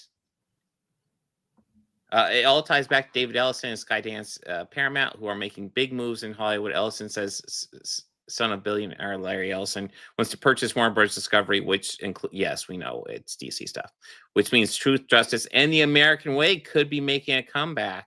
What? That's it? What? So wait, are they telling me their only issue with the new Superman movie is that he doesn't say Truth, Justice, and the American Way? God, these people are so fucking shallow. It's ridiculous. No, they also don't like that Superman isn't a basically undefeatable god who needed to work with other people to accomplish goals. You mean unlike the Zack Snyder Superman who died? Just saying. But he died being a hero, Oh, I'm sure this Superman would never. He died when he didn't have to. He could have given the spear to Wonder Woman or some. There's like several things he could have done. He could have given it to Batman. Shit. He's like, no, I must sacrifice myself. Mm-hmm. And again, with Superman reportedly bombing, like what is their citation for Superman bombing? It didn't bomb by any fucking metric. It did not bomb. It just people keep on saying, well, it made less than Man of Steel. Yeah, Man of Steel was a lot more expensive. Look, guys, what this is, and what we see with these Chud creators, and what it's become more and more clear to me as I've looked into just the ideas, the Curtis Yarvin of it all behind the modern conservatism, which really isn't conservatism. It's really just. It's fascism, we can call it fascism. We can call it the goal being monarchism, essentially corporate monarchism. They are doing The Secret. That's all they're doing. That's if you don't remember what that was, it's a big book back in the day that a lot of people got into. Very stupid. The idea that if you just imagine, visualize the world that you want or the thing that you want, and it'll come true essentially. But these guys take it to the level of they literally just. If you just say something is true enough, that eventually they will make it true. And in a way, they're not entirely wrong. You know what I mean? Look at who's fucking president for the second time. Yeah. You know, all the terrible things happening. In a lot of ways, it does seem like they've managed to overwrite reality with just by like wishing hard enough and repeating, you know, bullshit to themselves until it isn't bullshit anymore. That's kind of terrifying, but you know, that is what's going on. That's what these Chud creators are doing. They've always done. You know, that's where we're So at. a couple of things they do that are really misleading. While the studio claimed the film had a $225 production budget, it's since been reported via Variety that an additional $125 million was spent on marketing. So if you've actually looked at Birdman has talked about how Variety and Deadline, who are fairly reliable publications, so not as much recently, they will frequently do estimates and sometimes kind of just make up shit for well, what we learned is that the marketing is done for like a year at a time. Like they don't build out marketing per movie. You just have a marketing budget generally, and like, you know, those things aren't reported. It's and then well, look at it like this. Look at it like any other product. Look at say a can of Coke. When you buy that, obviously Coke have put into it the cost of production of the can and everything inside the can. Would you include advertising in that, in how much it costs to make that can? No, you wouldn't. It's part of their expenses, just like all the people it employs. I mean, what were the popcorn bucket sales for Superman? Because I saw plenty of Superman popcorn buckets. Thought about getting one. Nothing thrilled me, but I like the movie. It's really silly to. Sorry, go ahead, Ryan. The marketing budget is essentially a film's advertising budget. That's all it is, and it's not fixed. It's not a fixed number because of the way Hollywood works. So they will have a deal in place, a contracted deal with certain places for years. Others they'll do on a film by film basis. But the reason that they don't include the marketing budget in with their film budget is because the two things are not the same. So here's another bit here. So they're citing Forbes here. Forbes recently broke down the film's theatrical revenue and explained how the split with theater chains works. The site notes, given that films generally split their ticket sales 50-50 with theater owners, that means Superman's theatrical net equates to nearly $308 million. So immediately, like that word generally doing some heavy fucking lifting. Because essentially what they're citing is Forbes essentially saying we're guessing. Then they're treating it like, oh, well, this is fact. This is absolute. And it's like literally the quote is Forbes saying, this is what we think. The next sentence gets me though, and that's before even factoring in residuals. Well, residuals don't happen unless the film is sold to somewhere to show it. So if a film is the bottom line, sorry. Actors get residuals when the film is shown by another TV network. So why would that factor into the budget? It would come out of the money they make from selling it to the TV channel that's going to show it. Yeah, residuals, like it's all based on the actor's contract at how much residuals they get. But like the residuals are also like if the movie makes money, they get residuals. That's what residuals are. Period. Yeah. If it's not making money, they don't get the residual check. It's no back end points. None of the actors in this film had a back end deal. Why would they? They were all well, none of them are big name stars. It's not like Jack Nicholson demanding back end for Batman when that came out. Hold on 1 second. Bob of the old ways, McLeod, the thing y'all are discussing in chat is not what we're discussing right now. I think it's kind of silly that y'all are still going on about this. Please stop. Yeah, there are other channels that go into more detail about this. They'll have more knowledge than. So I'm looking on Google. I'm trying to determine what the general narrative is, and that's kind of the thing is there isn't one. There's a lot of effort to normalize the talking point that this actually wasn't a successful film, and that's been bolstered by the recent, I guess, report or whatever that calls into question whether or not they were relying on the movie to go to streaming or whatever. And it's like, of course they factor that stuff in, but nonetheless, the thing I want to set all that shit aside, man. Did you like the movie or not? Yeah. if you like the movie, why would you be, it was successful enough that it's already greenlit a sequel. That's happening, period. It's going to happen. Okay. So like, you don't need to debating over the success over at this point is kind of arbitrary unless you're trying to push a narrative. That's the only reason why anybody would be, at this point talking about it like that. Because to me, a fan would be like, well, what's the sequel going to be about? It's fast tracked. So they see a reason to get that done, pretty quickly. I don't know. I'm excited about seeing it.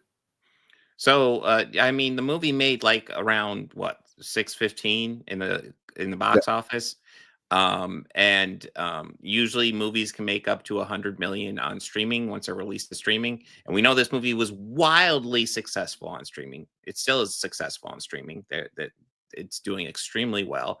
So, I mean, it's safe to assume that there's a strong chance this movie has made over 700 million. Now they're not going to share that, but it's going to be around that. And that puts it at the 2 times. And that's just giving them the whole credit for the 125 million marketing. We aren't counting, all the extra, like, the company buying the rights to put Superman on a cereal box and all that extra stuff. We're not counting on any of that. Just looking at the raw numbers as they are, and even giving them the marketing bullshit, which you really shouldn't. It still is a success. Given their own metrics, it's a success. But they, let's ignore these are qualifications. It's frustrating dealing with these guys. Yeah,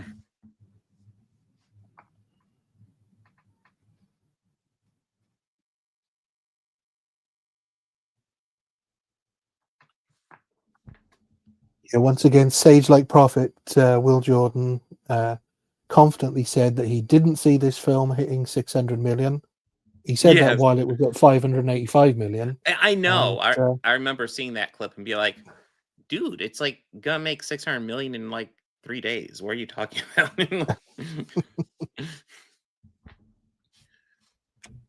But I don't know. I just have to cast a lot of doubt on the people that are so determined to, if they're coming from, almost certainly they're going to be using Cosmic Book News, some of them for, sourcing their information. So, but I think it goes back to what you said. The reason you want a film to be successful is in order, really, to get a sequel. That's the only reason for wanting a film to succeed, as long as you enjoyed it.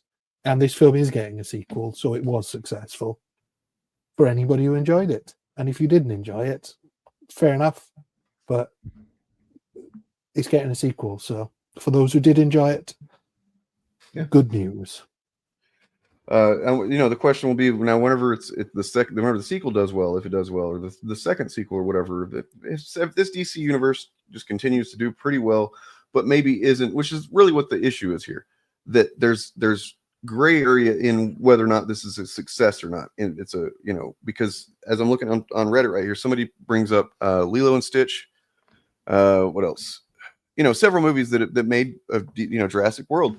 Made $800 million. Those movies did better than Superman. So compared to those, it wasn't a resounding success. However, factors matter. The factors that essentially this brand was kind of dead, man. When you look this brand was fucked. When you look at how bad Justice League did, because it was a bad movie, but also just because at that point they'd already ruined their goodwill with Batman versus Superman. Any goodwill that Man of Steel, provided, which was some, I think. I was looking forward to. For me, it was like tepid. I watched Man of Steel and I was like, okay, there's lots of things I have issues with, but I think there's potential with this. Let's see what they do with it. And then Wonder Woman was pretty good. Wonder Woman. Yeah, Wonder Woman worked. Yeah. And so they were. Look, DC was always at an uphill battle going against Marvel, who had already had a good long head start. And it was going to be tricky for them no matter what. I think they made a mistake putting all of their eggs in the Snyder basket the way they did, but it was at least it was a creative choice. And it just didn't work out. Let's not forget as well, in the early Marvel films, they weren't hugely successful. Right. True. Incredible Hulk, like Iron Man, was a big deal, and I'm pretty sure Iron Man didn't even break 600 million. Let's be honest. That's about how much it made, was 600 something. Yeah. Yeah. Superman made about as much as Iron Man. Now, also the fact that Superman films historically have not been big box office earners, dude. No. I think that's kind of just like, I don't know, some kind of weird retroactive myth making that people have done in their minds to think that. Yeah. You know, Now Batman's he is the one that he makes is, bank. I was about Right? to say, like there's the big Trinity, Superman, Wonder Woman, and Batman. They're considered the big ones, but let's be real. Their big box office draw is Batman.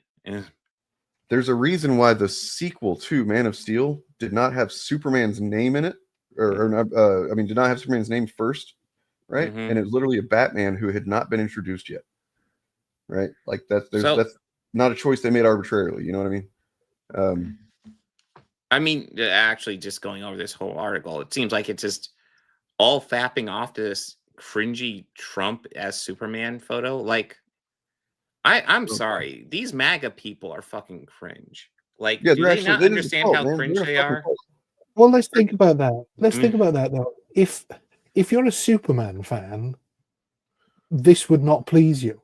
This only pleases you if you're a Trump fan. Yeah. There's no Superman fan thinking, And oh yeah, that's you know, the a other thing. good fit for The reason Superman. why it's Trump. so divided on political lines, by the way, like everything is, but I mean Superman in particular, because Superman is an American icon. That's another thing. It didn't do super well internationally, which they expected. They knew Yep. it wasn't going to. It's like just Captain never, America, and like he's never been Superman's never been big overseas and whatnot. You know, so I mean the fact that it did as well as it did in mostly US, you know, territories is pretty fucking good. The fact that it did that dragging along the dead corpse of, you know, fucking Henry Cavill's not I won't say that because that's not his fault. yeah, Zack Henry Snyder's Cavill's a good Superman, actor. Henry, you know, then yeah, it's actually a testament to how good this movie was. The word of mouth was extremely positive, still is. Anywhere, you know, but the fact is that they like anything else, we're fighting for, and I hate to sound like a fucking alarmist or like I'm just like, it is a fight for reality at this point, man. Like, and the reality is, terms of like IP, popular IP. That's what capitalism has wrought. That's the world we live in. And Superman being a very iconic brand, one of the most iconic, you know, it's like 100% fucking brand saturation across the world, pretty much. Everybody knows what Superman is. You want that on your side. You know, MAGA wants that on its side. So they, you know, are tying it into what, you know, this whole fight with the Warner Brothers sale. It's all kind of interlinked there. And it's just a mess. And that's why I say, if this stuff really matters to you, if you care about all that shit, okay, fine. But if you just want to enjoy Superman as a movie, enjoy Superman as a movie, and then wait for the sequel to come out. That's it. Don't listen to what other people say, and don't worry about whether or not it was a mega success or just a little success. And I want to go over this because this is insane. This comment. What? Superman was the former's highest grossing superhero movie for decades until the Dark Knight trilogy. Okay, no. So Spider-Man? Superman was the highest grossing superhero movie, but there wasn't that many superhero movies, and it was the highest grossing superhero movie until fucking Batman 89. And then Spider-Man outperformed and then that. Spider-Man came out, and that became the highest grossing one. And then Dark Knight came out. And then Avengers came out, by the way. MCU is still the highest grossing superhero franchise. Just pointing that out. Yeah, that's just a nonsensical, not based in fact. And that's the thing, man. The people that want this to be true, they're going to say nonsense like this. That is just like, it's easy to debunk that kind of claim. It's just cope. Pure bullshit. Yeah. You know what else is pure bullshit? Chris Ford. Oh God. Let me see here. I had a video somewhere. Now I don't know where it went. Never mind, I'll have to find that. But yeah, I had a. Oh, I didn't even know it was Richard Pace. Hey, Richard Pace, I'm a fan. But yeah, dude, I 100% agree. Like I don't know. I wouldn't say Man of Steel is nonsense. I think it's all right.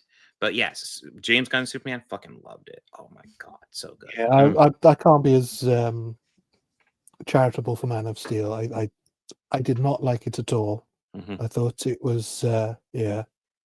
I kind of appreciate what it was trying for. The problem is it didn't really do it. Like you can tell what it's going for, but just it's kind of missing it. And I think it's because like Chris Nolan was more involved with that, and you know, you can kind of tell. Yeah. But like Zack Snyder at the end of the day didn't really understand, was way more interested in just shit looking cool, which is the frustrating truth about Zack Snyder. He just wants shit to look cool. And it's like, can you focus on telling a cool story? Can you focus on how the visuals help your story? You know? So, has anybody seen One Battle After Another? Not yet, but the way I'll be honest, I'm not 100% a huge Paul Thomas Anderson fan. Me either. But the way people talk about it makes me want to go check it out. Same. It actually seems like it might be a pretty fun movie. Yeah. Well, Chris Gore did see it. Oh. Well, let me just say, everyone's saying best movie of the year, best picture, Oscars, all around for the acting.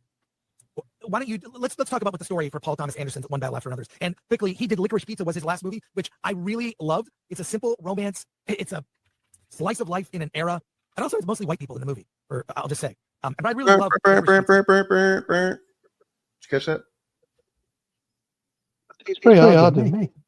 White people in the movie. Or I'll just say, and I really love Licorice Pizza. It captured an era in pop culture history, slice of life in an era, and also it's mostly white people in the movie. Or I'll just say, and I really love Licorice Pizza. It captured an era in pop culture history. It was a fun film. Highly recommend it. One Battle After Another is a checkbox of all the things Paul, because his last movie was nominated for a lot of awards. I think it won barely nothing, that movie. And it's almost like One Battle After Another is PTA's make good for making a movie that was way out of touch. This movie is diverse. This movie has political messaging. This movie features protagonists that do bad things, such as they're part of a group. They never say the words Antifa. It might as well be Antifa. The lead guy, Bob Ferguson, played by Leonardo DiCaprio, is a bad guy who makes bombs. He makes bombs. So, I have not seen the film. However, I do know that it is not Antifa, and it is not actually anything related to Antifa. What it is just a washed up former, revolutionary guy who's no longer that, because it actually the movie, from what I understand, speaks to the failure of leftist revolutions in the U.S. And how that's kind of where Leo's character is whenever we meet him. And then so for Chris Gore to just see Antifa is kind of bizarre, man. So weird as well to present it like Paul Thomas Anderson normally makes films about stand-up heroic type protagonists. Like the guy who made There Will Be Blood. Yeah, it was really heroic when he drank that dude's milkshake right up. Fucking awesome hero moment. I'll drink it So up. indeed, any of Paul Thomas Anderson's films, and like you, Bob, I'm not a big fan, but Boogie Nights, they're all pretty complicated and pretty grey. Yeah. Magnolia. Magnolia is probably the one I like the I understand most. that's all. They're kind of like kind of messy people in that as well. It's not clear cut at all. Oh yeah. No, like he's a filmmaker I appreciate more than I enjoy for the most part. I will admit to enjoying Magnolia, but it's been actually a while since I've seen it. But like, I think the sound for me, the soundtrack to Magnolia is better than the film, but that's just me. Boogie Nights, yeah, that's really the one I remember the most. Boogie Nights. A bunch of morally upstanding characters in that movie for sure. Yeah, Boogie Nights is definitely one where I think the first half is like brilliant, and then the second half is like, what the fuck just happened? And to talk about the political messaging again, he laid it pretty thick with There Will Be Blood. Oh yeah. If you can't spot the political message there, then I'm not sure you should be reviewing films. And I'm wondering if we should really even be listening to this guy. I mean, considering like I feel like that comment, you said it really quickly, but man, what did he fucking say that for? About oh no, mostly white people too. I can only assume it's a dog whistle, or not even a dog whistle, it's just a whistle. That's just a whistle. That's just a regular audible whistle. For his pal, Friday Night Tights. That's the same thing as Ryan Kinnell's fucking Batman review, basically. It's just complaining that there were, more people that weren't white. I don't know. It's, yeah.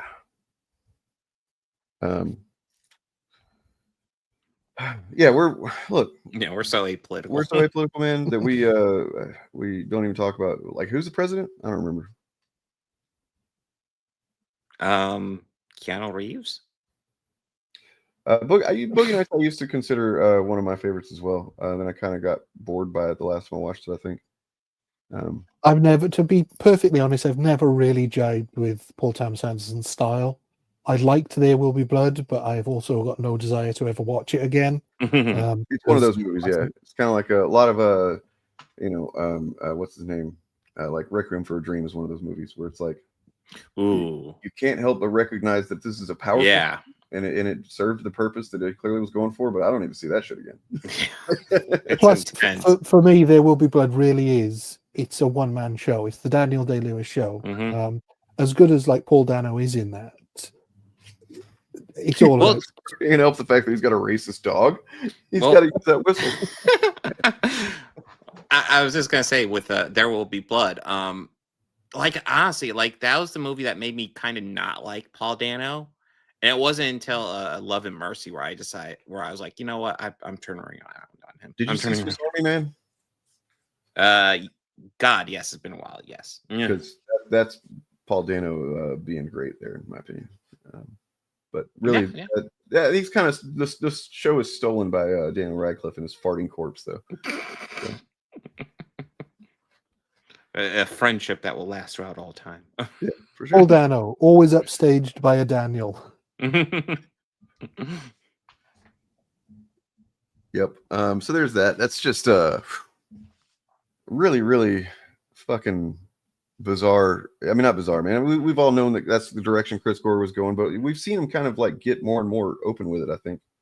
Well, yeah, to pretend that he's a legitimate film critic when he talks about the first thing he talks about is how a lot of people are praising the performances, but let's talk about the story, and then proceeds to not talk about the story, but instead talks about the political message. Well, I think what did he think of the performances? I think it's fair to say once he's brought up Disney Sparkle that he's not a film critic anymore. You would know that's not what you said in the first place, man. Don't try and retro. We can go back and look. What you said was it was the highest performing franchise.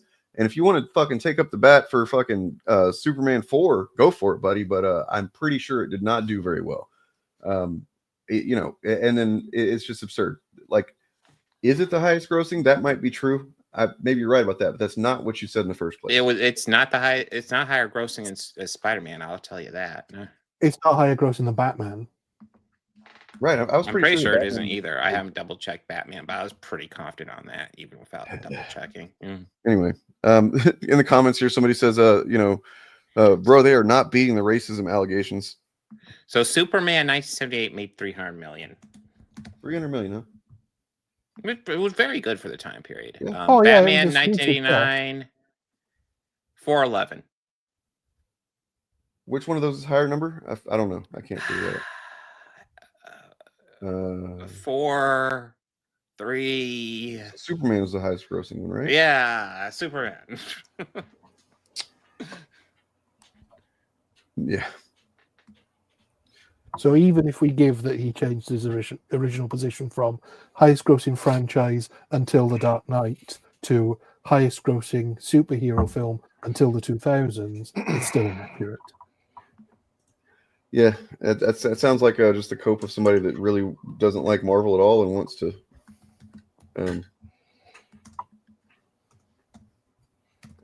Oh, it's changed again. Superman was the former highest grossing superhero for decades. One decade. I'm going to go back up and I'm going to highlight your previous comments, man. I'm going to do it. You're forcing me to do it. All right. Okay, so... Was the highest grossing film for one decade between 1977 and 1987 when no other superhero film was released, apart from Superman sequels.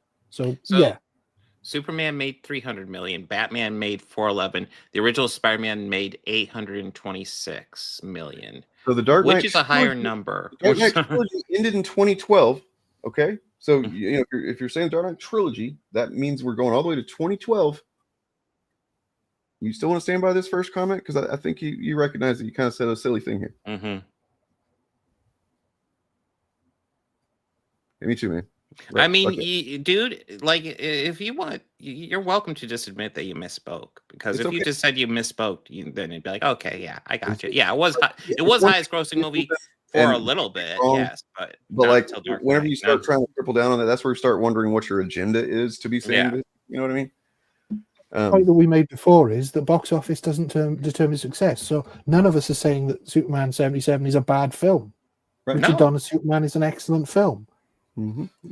We're just talking about the raw numbers. Well, you don't want to get my opinions on that film, dude. You want to see the biggest movie ever? Like, this movie made so much bank. Oh, dude, so successsul. And the horrible thing about that I is watched that movie and it felt like it was like 3 hours long when I saw it. It's like the shortest one by far, too.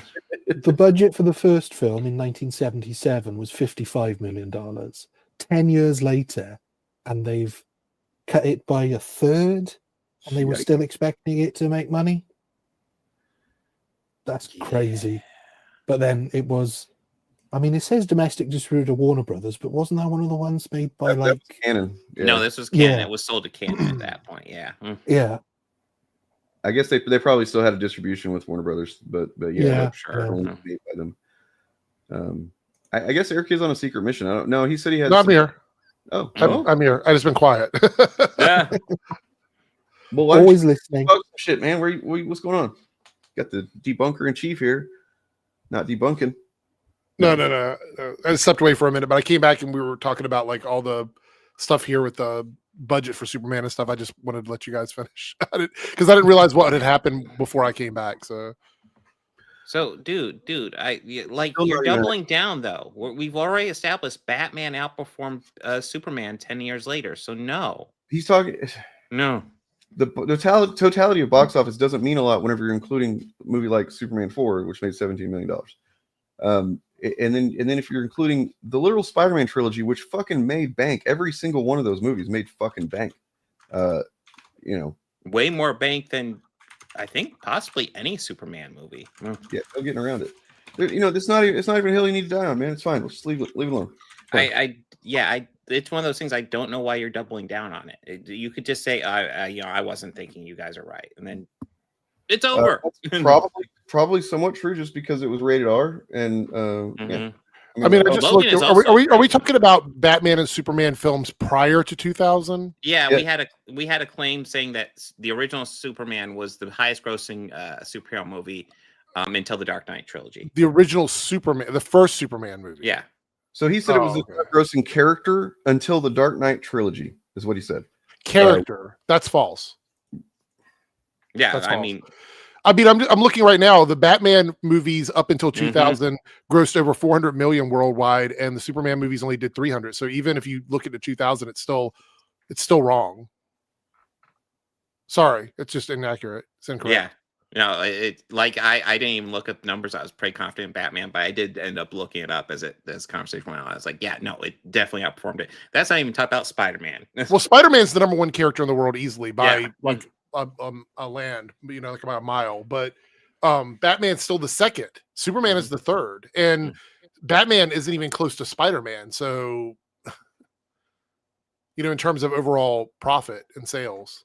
I mean, I wouldn't expect Logan to have done as well as like the X-Men films. Just because it was, I don't think they expected that either with a rated R film.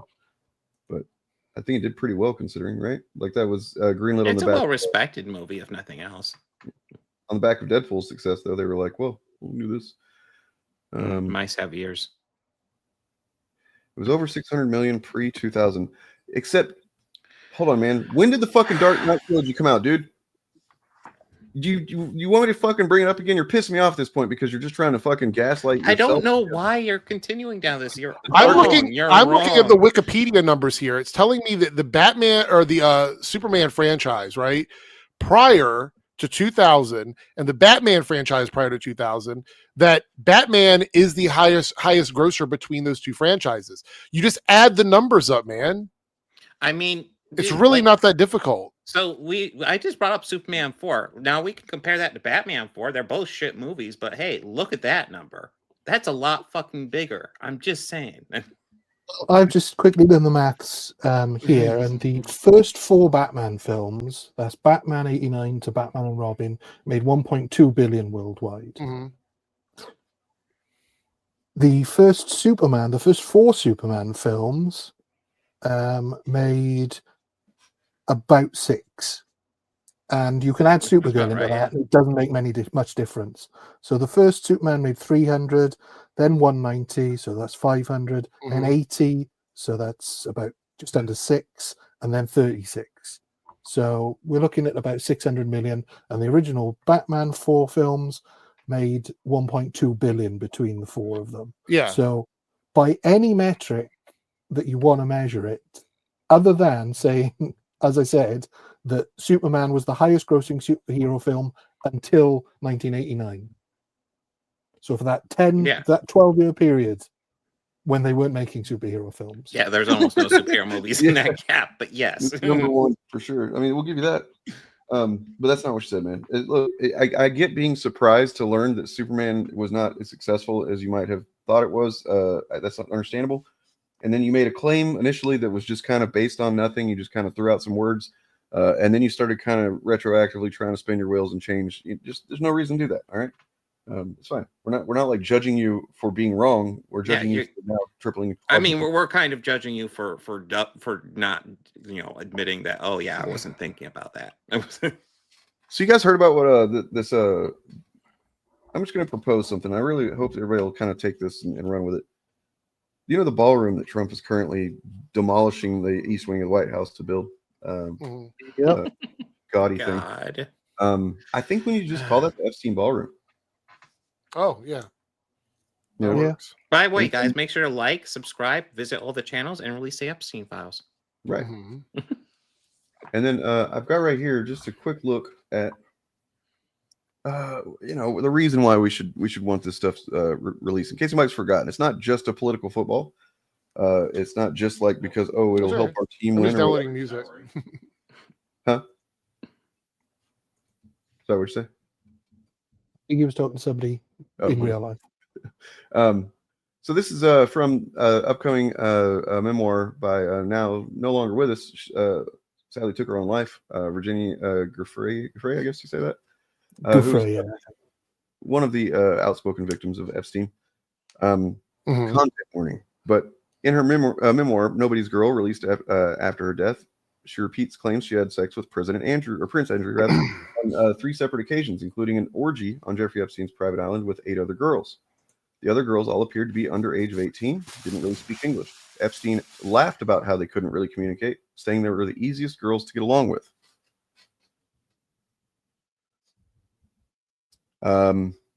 After the orgy, she says she had irregular bleeding and abdominal pain. Epstein took her to the hospital, but she couldn't recall what happened due to the pain medication. She left with a scar near her belly button, which other girls suggested was surgery for an ectopic pregnancy. From what I understand, that does seem like that would be what that is. But she says, Epstein told me I'd suffered a miscarriage. He never wore a condom. Neither did the men he and Ghislaine Maxwell trafficked me to. Describes sex with Epstein as sadomasochistic, as he began experimenting with whips, restraints, and other instruments of torture, forcing her to play victim in his violent fantasies. The abuse left her with dark circles under her eyes and her ribs visible beneath her skin, but Epstein only expressed feelings of disgust, coldly telling her, "You're not the same girl you were. You need to clean yourself up."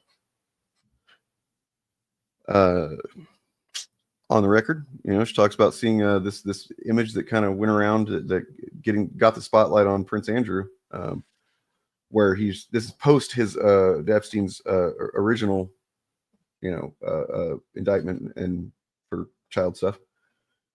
Just being surprised at the nerve of Prince Andrew to be seen in public with this guy after that. You know what I mean? Because this is actually what sparked her wanting to seek some kind of justice. Yeah, there you go. There's more to it. It's just kind of a stark reminder that these are real women that this happened to. Actually, there were real girls that it happened to. In some cases, they're no longer with us. And almost certainly because of complications due to that, and the kind of trauma that they endured. And this, this is about Trump. It's about Epstein. It's about like right and wrong. It's about all that stuff. But like, as a father to a daughter, I think it's important that we are able to make sure that it's clear that girls should not be victimized. I know that's a fucking hot take, right? But like, this should not be a world where girls have to worry about this kind of thing to this degree or at all. And it needs to be clear that just as a normal thing, like the normal process of society is that whenever something like this does come up, that it's fucking handled the way that it should be handled. Because otherwise it's just man, what a fucking world we've made. Mm-hmm. But anyway, they're I know we don't hear about them because it's very difficult, but the reason we don't hear about the victims is several reasons. One is a lot of them will never speak out about what happened to them because they can't physically go through that. I would say a lot of them are probably no longer with us for various different reasons. A lot of them, as in that quote there, didn't speak English and probably were taken out of the country as soon as they were brought in, and they will never get their voices heard. So many of them will never get their voices heard, including ones now because he's dead. He will never be punished for, and so any case brought against him, it can't happen. So why bother going public with this when the kind of things that people will do to the victims in public are so horrific in order to downplay it? So there's so many unheard victims in this. Yeah. It's sickening. It is absolutely sickening. Zap, I wish I had a drop of the Dumb and Dumber scene where he's like, and then you go and do something like this and totally redeem yourself. But yeah, don't take it personally, all the Superman shit, but because this is the important stuff, right? And yeah, it's man, it's upsetting because for one thing, MAGA Mike Johnson, by the way, who is almost entirely responsible for the shutdown that we're now in day 22 of. 23, 22, something like that. And only because he's under instruction from the president, of course, but he's refusing to, bring the government back into session because of the fact, partly, that he doesn't want to swear in this new lawmaker who will be the tie-breaking vote to release the Epstein files. Yeah, he is enabling abuse. Mike Johnson, by the way, whenever they did have a contingent of some of these women that have been very brave in speaking out about this stuff lately. They went to DC and they had a meeting, and he sat there in the meeting along with several others who were still, stonewalling the whole thing. Listened to them talk about their experiences, and then left that and said, "Yeah, I'm going to do what I can to make sure that doesn't come out." So these are legitimately evil people. Yeah. So currently at 22 days, this is the second longest government shutdown in U.S. history. 35 days is the longest. You've given yourself away now, man. We know that you're fucking. Well, dude, with a name like that, he's full of shit. Like, there's no. Well, what's sad is that for the first few times this guy showed up saying this stuff, I was actually not sure. I was like, "Oh, are you serious? This could actually be an Eric's Live fan." This is the one that gives it away right here. We literally haven't watched it today. Salute to you though, man. That's you've I need to clip that last week's moment too, because that was some good stuff. Hey, just I'm not saying your name, but Eric, if you want to debate again sometime, we can debate again. It's okay.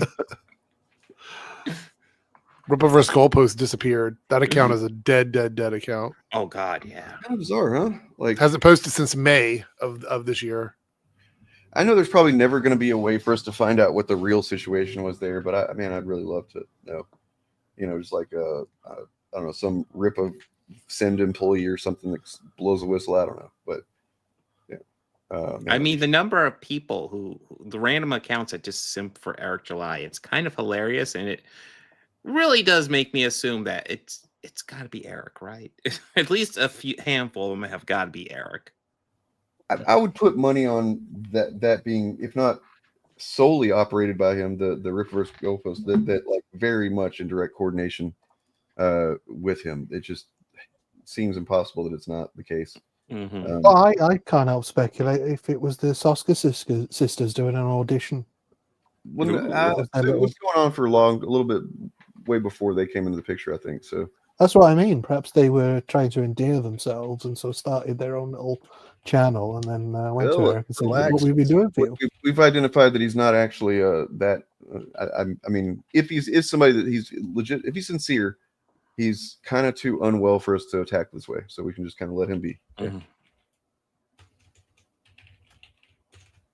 It's Chuck Dixon. Chuck Dixon. Oh my God. Well, what else is he doing besides, I guess, getting mad about, Batman beating up ISO. I mean, there's no good way on your resume to be like, oh yeah, I used to write Nightwing, now I write Horseman. There's no way that is he used to anywhere write but Batman. downward I mean, trajectory. Nightwing, yeah, but he used to write Batman, dude. It's so fucking. Yeah. He wrote a lot. Like, I think he's probably the most prolific Batman writer in Batman history, maybe. Might be. He was writing a lot in the 90s.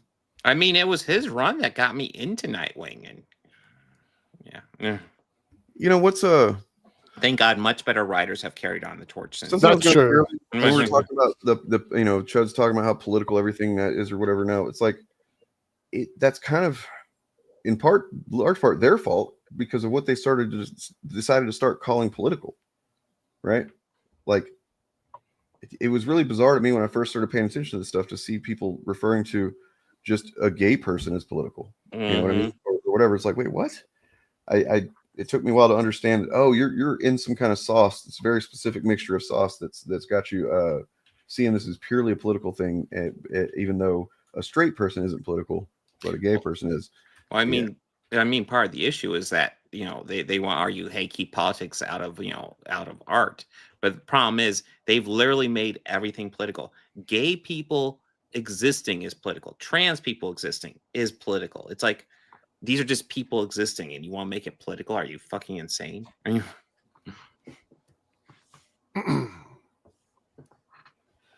I might have to go here in a minute to handle something, but. Well, is there anything else we want to cover? I think I don't have anything else. I wanted to make fun of Cosmic Book News. Yeah. I do plan. I don't have a specific time. It might be around 9ish.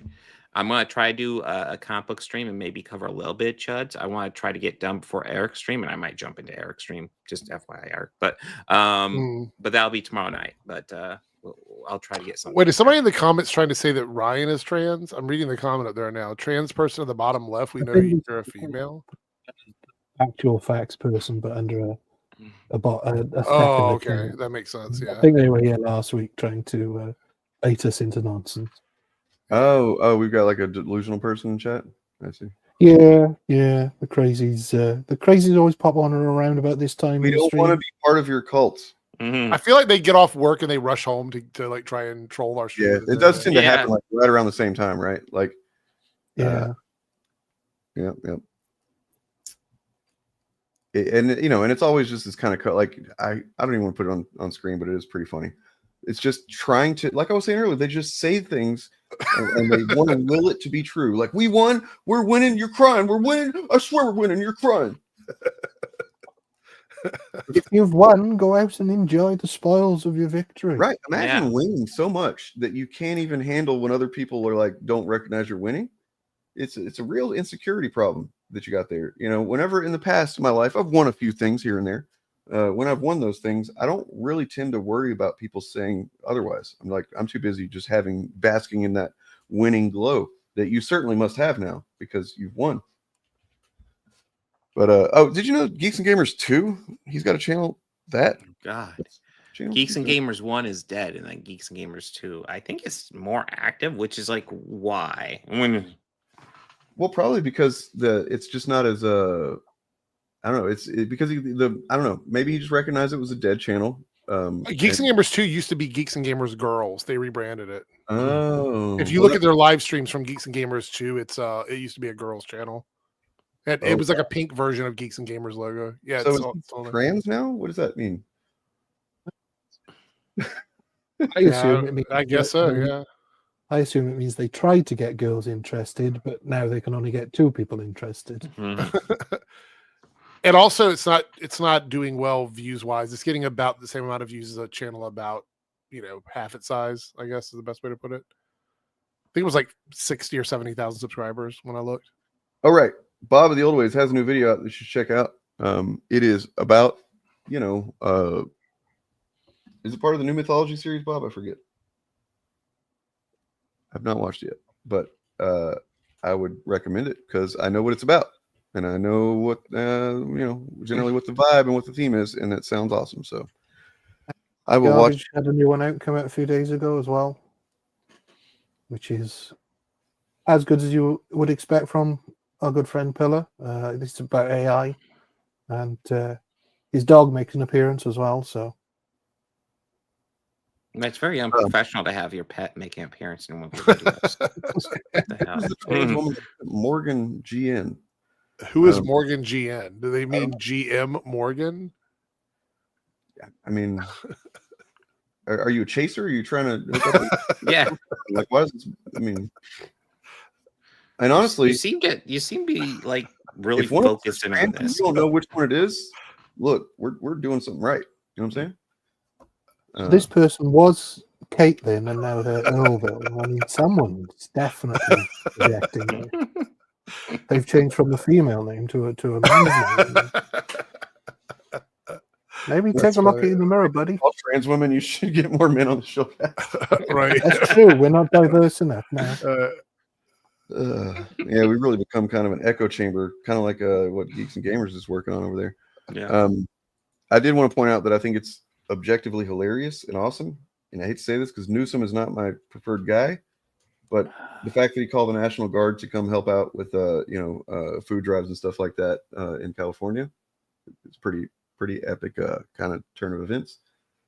So I hope he keeps that. Dude, it does frustrate me because he'll do like a base thing here or there, and then he has like a thoughtful conversation with fucking Steve Bannon or some piece of shit like that, and it's like, fuck. Well, he's a politician, and he will, in the truest sense of the word, and so yeah. Pillar of Garbage decided that he just decided, like, he just doesn't want to let those of us with an edge, like myself, Eric, Bob, Ryan, that actually were showing our faces in videos. The only thing we had going for us. And then he's like, no, I can't have that. And so now he's put his what is it? Fucking Joseph Gordon-Levitt looking ass in his video. There you go. There you go. I was like, Jared Leto, you. Or was he so inspired by us regularly showing our faces that? Yeah, I think that you said it in Discord, Ryan. This is what I agree with. That he didn't want people to judge him for the wrong reason. So he was making sure that his intellect and his thoughtfulness and everything came first, and then he would show everybody that he's essentially an Adonis. So all right, you guys are cool and fun, and I'm glad that we're all trans women together. Trans solidarity. The beard is a dead giveaway. Yes. Yeah, anybody promoting something? I gotta get out of here. I gotta go grab something. I did a video on Mauler, Nerdrotic, and As. They just went up earlier today. Oh, nice. I have my Superman versus Man of Steel video. It's doing all right, but could definitely do better.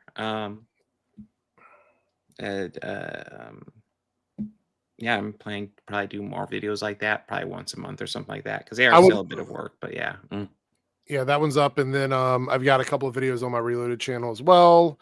A couple of live streams. I'm very busy. I have a lot of stuff, so just go check out my channels. Yep.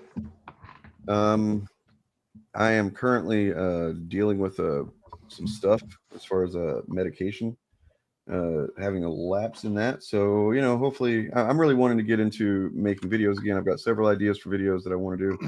One of them in particular is actually about Eric July, so maybe factual facts there would have something to because I really want to point out how Eric July has just like broken every single rule that he's claimed to be against. You know what I mean? Like all the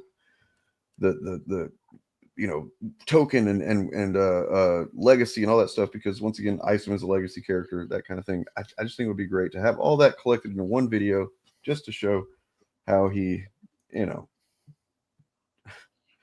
yeah.